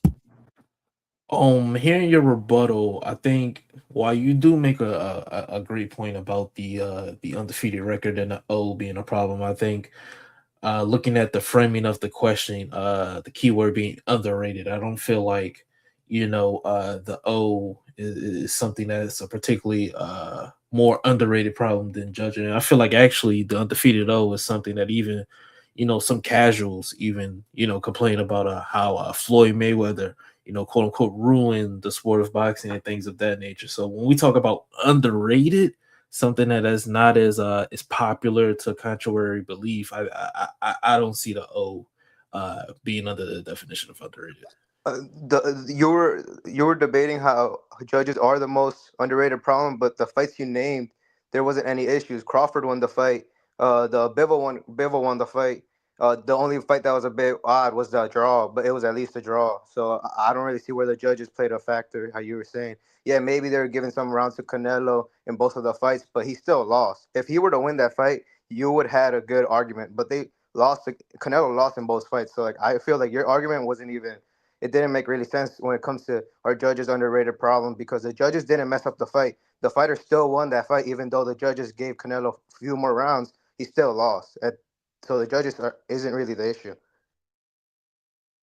I mean, yeah, you can say that, but then on the other hand, there's various other instances to where the judges are a problem when fighters are Can you getting around. name I use those which examples fights? because those are like bigger fights. Imagine if Canelo went in there and beat the possibility that if Canelo would have won a 12th round versus Bivol, he would have won the fight, or the fight would have been a draw on some judges' scorecards. Possibility if Canelo maybe would have won, the 7th round instead of losing it. Possibility could have won and been a draw. I think that's more of a problem. You just can't sweep that under the rug as they still won. It's still a problem, Yeah, in but my if it would opinion. have been a big issue, they would have lost, and then that would have really been the big issue. But they won, so I don't really see a big problem. It's not that big of a problem, like how fighters are not protecting their. Oh, that's a big issue. That's a crazy stat. What I said, that now there's more undefeated fighters now than there were in the entire 1990s, because that was a whole different era than they are now. They try to play it more safe now. They pick the safer route. Final points, fellas. Yeah. I mean, again, just looking at the grand scheme again. Just when we talk about underrated, I think the O is an extremely way bigger problem. That's stopping fights from happening. The whole undefeated record. We're talking about you know fighters' lives being changed. They're not getting win money. That's solely on judging. I feel like fights not being primarily made in champions, not fighting. that's a way bigger, issue. We're talking about something that's underrated, that gets swept Yeah, under the no, rug, that's not being the judge has talked about. always been a problem in boxing. That's not underrated problem. That's always been in talks. That's always part of this debate because that's always been an issue. That's never not going to change. But those fights you named, there wasn't really like an issue in any of those fights. So I feel like your argument wasn't really there when it comes to the question. All right, guys, we'll wrap up round number 1 there. Judges, send me your score totals for round number 1. Much appreciated. We're going to move on to round number 2. The prompt for round number 2: are promotional contracts the real reason careers stall? We'll have Homa Boxing begin first on this prompt, uninterrupted. Are promotional contracts the real reason careers stall? Oh yeah, I said no. Promotional contracts are not the real reason careers stall in modern boxing. With Turkey Alex Shee's influence through ride season, cross promotional fights are easier than ever to make. Networks collaborate, deals get finalized quickly, and there's rarely any promotional friction holding things back. Unlike the old days of in-house fights, if a fight stalls today, it's almost always on the fighters themselves. Fighters ducking challenges or picking softer opponents or safer routes, as we've seen time and time again, or they're sidelined by injuries like Dimitri Bivol's recent setback. And even sanctioning bodies drag their feet on enforcing mandatories, letting champions coast without pressure. But fighters who actually want big tests, like those stepping up for undisputed shots, get them made without issue. Take Rolando Rolly Romero. He's been dodging his mandatory for months, stalling his own pass, which shows it's the fighters trying to pick and choose the best and safer route for themselves. Better Beer as well. He's been out for long, waiting for the Bivol trilogy. So when it comes to promotional contracts, I don't think so. That's a real reason why careers stall in modern boxing. All right, thank you for that. JMMA, your stance on this issue.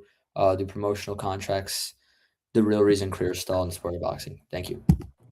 I mean, yeah, 100%. I mean, most recent memory. Look at uh, hate to use this example, but Crawford at Top Rank. Him being tied down to Top Rank for so long, him not being able to get that Spence fight, for that long, him not being a household name because he was at the Top Rank, and then him eventually leaving, becoming a free agent. Then now, he's getting big mega fights. Look at a lot of these guys, jumping ship from Matchroom because they're not getting fights, or jumping ship to Matchroom because Matchroom is giving them the fights. Looking at recently Floyd Mayweather coming out, he's going to sue Showtime and him in the PBC because money's not being owed. So you look at all of these things and you go, how many fighters are actually sitting on the brink because they're not getting the fights that need to be, that need to be made. Yes, Turkey El Sheik is here to give out money, but that's only for big names. That's for the Devin Haney. That's for the Canelos, the Crawfords. What about the the Muir guys? You know what I mean? So you look at these guys, they can't go to Turkey El Sheik and get this fight or that fight. They're still fighting on house shows with Top Rank or with a Pro Box or with a PBC. Even someone like Boo Boo. I love Boo Boo Andrade, but like he has some issues, with him and PBC as well. So you look at all of these guys who could have been bigger stars if they weren't tied down to a certain promotion. And now that Turkey's in, now he's starting to kind of loosen everything up. But that's only been for the last 2 years, 1.5 year that is really starting to get the ball movement. So that's how I look at it. All right, thank you for that. Much appreciated. Back and forth conversation. Let's try to keep it relatively short. Homa Boxing, you begin. Go ahead. Yeah, you were talking about Crawford, and that was Top Rank. That was years ago. We're talking about now, our promotional contracts. The real reason his career stalled now in modern boxing today, and now we're not really seeing the issue. How you're saying, kind of with Turkey, or it's not really kind of. It's happening. The past 2 years, or recently, yeah, the past 1 to 2 years, we've been seeing a big change because of Turkey Alex Shee's involvement. There haven't really been the fighter you were talking about that was having issue, Crawford. What happened? He joined forces with Turk, and what happened? Now he's been good. So I don't really see that. That was a good point on your end. So I don't really see I mean, Crawford. he had why? So why did he have to join up with Turkey? Because Yeah, exactly. But before the question, so okay, so promotions are holding fighters back. yeah, Look at yeah, Devin Haney. yeah. I would Look at agree with Rolly you Romero. 3 years ago, maybe, but now like that's not correct. Now that changed. If Turkey wasn't here, no, I wouldn't even be on my I standpoint mean, than I am already. look at someone like Virgil Ortiz currently right now. See, yeah, but He has to sue his promotion to get the biggest fight in his career. but we got to keep it real. Like, What actually happened? Turkey offered Boots versus Virgil fight, and who turned it down? Boots. Boots turned down the fight, and then now this happened. So if Boots would have just said yes from the beginning, this would have never happened. That Virgil. That's why I didn't even say this point because I thought of that as well. But Virgil would have never been in this in this scenario if Boots accepted the fight from the start. It should have been happened, but Boots said no twice, and now Virgil is in a promotional issue, but that should have never even happened from the start because of Turkey's influence. So I see what you're trying to come from, but Boots should have accepted the fight from the start, and that would have never been an issue.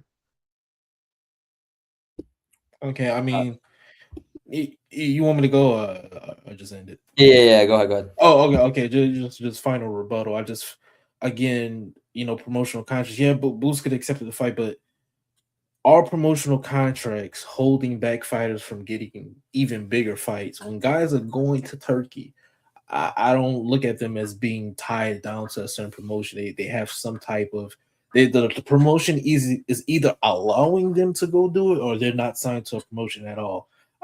A lot of these fights that are going to Turkey, most of these guys are free agent. Conor Ben signed on the Zuba box, free agent. I don't think he will be fighting Regis Prograis on this big of a card if he was still signed to Matchroom. That's just my opinion. You look at all of these guys; they're becoming free agents to get that free will to do these other things. They can't do that under a promotion. All right. You're gonna say one last thing, Yeah, I Homebox? was gonna say that just shows that promotional contracts are not an issue. Now they just go to Turkey and your contract's done, you go to him and you're good. If you're a top fighter, you could easily go his way and you're gonna get all the fights. So promotional contracts aren't an issue anymore. Yeah, the scorecards have been sent from the judges, aside from how boxing works, 10 years as well, brother. And then we have our final prompt, final round of the final debate. The final prompt is, does boxing need fewer divisions to create more super fights? So we'll have JMMA go first. Does boxing need fewer divisions to create more super fights? JMMA, uninterrupted, begin. Oh yeah, 100%. We need fewer divisions. Yes, I mean you look at my biggest example has always been Shakur and Devin. Devin being at 147, Shakur being at 135, 140, campaigning in between those fights. I think if the divisions were a little bit tighter, a little bit closer, we probably could see that fight. You look at a big jump between a light heavyweight and a cruiserweight. I know obviously there's bridgerweight in between that, but you look at no, bridgerweight is in between. Yeah. So you look at those weight classes and you go, how many big fights can happen if the weight classes were subsided? You look at even the smaller weight classes, Bam Rodriguez potentially could be fighting in a way. Again, weight classes where a few weight classes are deleted. Possibly we could be talking about that fight instead of a Junta like Tiny or Bruce Shushu Carrington. Those bigger fights could be made without having to jump so many weight classes. I mean, even Crawford and Canelo, I don't feel like 147 to 168 is a huge jump, but you look at a weight class like 160 to where, for one, a lot of guys at that weight are straight up missing weight at 160 anyways. That's why a lot of them move up to 168 to begin with. You look at 147, 154, like the increments of the divisions are so small that you can easily combine some of these divisions to make some of these divisions better. Going back to the 160 point, if 154 combined with 160, man, you got a great weight class. A lot of these divisions are being stalled out because a lot of these guys are running to let me run up to a weight class higher, when nobody's there, and then I can get a belt and proclaim to be a champion. So I think that problem also gets subsided if there's fewer weight classes. All right, perfect. Thank you for that. And Homo Boxing, your stance, does boxing need fewer divisions to create more super fights? Uninterrupted, begin. No, boxing does not need fewer divisions to create more super fights. That's exactly what makes boxing boxing. Super fights aren't born from a smaller weight class chart. They're born when elite fighters look across the divisions and say, I want that guy. Light heavyweight to the divisions below, only 3 to 7 pound difference. Cruiser and heavy are the only real jumps. So the idea that merging classes will magically force rematchups is fantasy. Look at actually what happened with Terrence Crawford. He didn't need fewer divisions. He went from 154 all the way up to 168 to face Canelo Alvarez. He took the undisputed super middleweight titles by unanimous decision and instantly became a three-division undisputed champ in the four-belt era. That one fight pushed Crawford into another level and gave him mountains of respect. That's a super fight. That's boxing at its best. Fewer weight classes won't create more of those moments if fighters still aren't willing to take the risk. They're still protecting records, dodging styles, or waiting for the perfect catch weights. The fights won't happen whether there are 17 divisions or 8. It all comes down to the fighter's hunger to be great. In boxing, the magic has always been the weight jumps, moving up or down to chase greatness. That's what turns good fights into legendary ones. Thank you for that. Great arguments from both of you guys. Final back and forth. Does boxing need fewer divisions to create more super fights? Jay, you go first. Back and forth conversation begin. I like the point of the risk of jumping weight classes. That's there when the fight is being promoted. But I think with fewer weight classes, I don't think the essence of that point is lost with fewer weight classes. I mean, if Crawford jumps from 147 to 160, and 160 is combined with 154. So you got guys from 154 and 160 in one division, for example, and he jumps up to 160 from 147.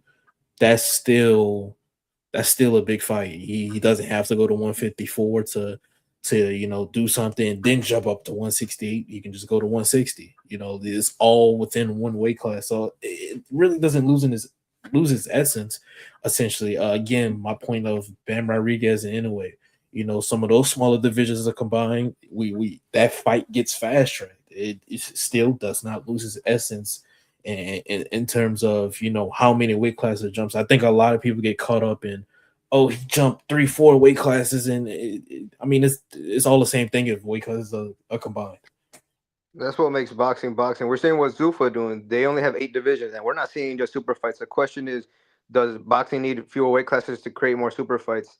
We're seeing clearly just because they have 8 divisions, we're not seeing just super fights. The fights you're naming, they have to go up and be great. Like Bam, he has to move up and be great if he wants that in a way fight, and that's what makes boxing boxing. Having all those divisions moving up in weight, not shrinking the divisions. Shrinking the divisions won't do anything if the fighters still don't want to fight each other. It all comes down to the fighters if they're daring to be great, if they want to move up or down, and if they want the challenge. That's all that really comes down to the fighters. It doesn't come down to less weight classes. It comes down to if even if there were less weight classes, the fighters still won't. They could still duck each other. So it's just really the fighter. They have to be down to move up or move down, or to agree to sign the contract and say yes, we're gonna fight at this weight, or I'm going to move up, I'm going to move down. So at the end of the day, weight classes, shrinking them is not going to create more super fights. We're seeing with Zuffa, they haven't had no super fights just because they shrink weight classes. That doesn't really help. It's just a fighter. They really got to want it. Final points, I guys. mean, yeah, final point. I mean, yeah, you could argue that it is up to the fighters, but at the end of the day, if a weight class, for example, if 147, right? If there was no 147 and there's a 144 instead of a 147, and that's closer to 140, I think you see more super fights or bigger fights at that weight rather than guys going from 140, 7 pound difference rather than a 4 pound difference. I think more guys will be willing to jump ship. If again, going back to my point of 154 and 160, if a guy goes up from 147 to 160, I think that's a more of a risk, and it shows more of a greatness than jumping up from 147 to 154, in my opinion. I just think it really doesn't lose the essence of legacy, no matter if it's 8 weight classes in between or 2 weight classes in between. I again, it creates more risk being taken with fewer divisions. All right, fellas. Thank you guys for that. Great debate once again. Every debate on here has been competitive. Every debate's been great. I'm just getting the judges' score totals at the moment. Just waiting for one more judge. How boxing works, send yours when you have it, brother, and I'll announce the final outcome. Great stuff, guys. Thank you both so much for coming on. I appreciate you having me. Yeah, good stuff too, Jeremy. That was pretty good. Good Yes, debate. sir. Good stuff. Yes, sir. Yes, sir. All right, just waiting for HBW score total. I have the other two scores. Give me about 30 seconds or so, hopefully. Okay, there we go. I see him typing it up.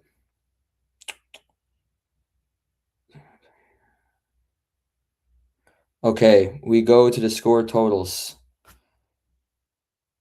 How Boxing Works scores about 29-28 for Home of Boxing. Billionaire Boxing TV scores about 29-28 for JMMA. And Adams Boxing Show scores about 29-28 for your winner by split decision. Home of Boxing gets the job done by split decision. Great debate, guys. Thank you so much. Razor close debate, and Home of Boxing ends up getting the nod. So thank you guys for that. I don't know if you guys are still there or not. Yes, But sir. Yes, sir. Appreciate you. Yeah, Appreciate hello. you. Yeah, appreciate you guys. Great Shout debate, out the guys. judges. Razor close. I actually expected this to be a split decision before the debate even began. I just knew you guys would be very even. Before anything, just really quick from we'll let JMMA quickly say his piece. Jay, thank you so much for coming on. I actually reached out to you to join this debate, not vice versa. So you came on out of me requesting you to, and I really appreciate you doing me that favor. It was great to have you on. Any final thoughts, final messages, thought on the debate, etc., brother? Yes, sir. I mean, I enjoy debating, just talking boxing, just shooting shit. I'm gonna definitely now I gotta get in the lab and start really. I might have to start writing down some points. Split decisions. It make me a little bit. Now I'm getting competitive with the shit. Now I ain't gonna lie to you. So I feel you, bro. I think that's what it's all about at the end of the day. So shout out to Home and Boxing, man. Shout out to all the judges, and of course, man, shout out to Max, man. Appreciate you, bro. Of course, bro. Thank you so much for coming on. We look forward to having you back one of these days. And if you guys don't know, Jay competed in the first tournament and lost in the semifinals to How Boxing Works in a tiebreaker, in a split decision tiebreaker. So GMMA, very respected in this game. And thank you so much, brother. We'll talk soon. Yes, sir. Appreciate you. Most definitely, brother. And Home of Boxing, you get the nod, split decision. You take out a former semifinalist in a very competitive debate. What's your thoughts on this matchup? How do you feel? And now you'll be taking on Remy in the next round. Talk to me, brother. I'm excited. I'm glad I was able to get the nod. I was kind of surprised Billionaire Boxing gave him the round, but it's fine. I'm glad the other judges were on my side, or at least they liked what I was saying. And yeah, JMMA did do good. He was a good debater, and I'm excited to go against Remy. He judged for my last time, and I felt like he kind of did me not the best. I remember that. Remy, so hopefully quick little story. When Home of Boxing last tournament, he took on How Boxing Works. He also lost by split decision. One judge had it 29-28, How Boxing Works. One judge had it 29-28, Home of Boxing. And then Remy had it 30-24 for How Boxing Works. So now you're taking on Remy, which is going to be a lot of fun. So I gotta get my payback right there. So I'm ready. I'm excited. But now Remy's definitely gonna bring it. So I'm gonna try my best as well. But Thanks, appreciate you judges and appreciate you, Max. I'm happy that I made it to the next round, and hope you guys have a good rest of your weekend. Thank you, brother. Thank you so much for coming on. You did a tremendous job, my friend. Talk to you soon. See you soon. Adams Boxing Show. You guys did a tremendous job. All of your scorecards were on point the entire time. What did you guys think of that debate? Give us a recap of your score and how do you guys feel after that matchup? Oh, boy, you want to go ahead, Jermaine? I got to give Homer Boxing a lot of credit, man. He definitely knows his history, man. So props to you, Homer Boxing. Jay, I thought you came out in that third round. I thought you did really good in that third round. You started off a little slow in the first two, but I thought you came in that third round and really did your thing. Homer Boxing, hey, good history, my man. You did your homework, man. It sounded like you had just stuff written out, man. That sounded like you was reading from a script or something, man. Solid stuff, man. Thank you guys so much for coming on. We really appreciate it. I'm going to reach out to you guys very soon. Hopefully you can shout out to you, Billionaire, too, man.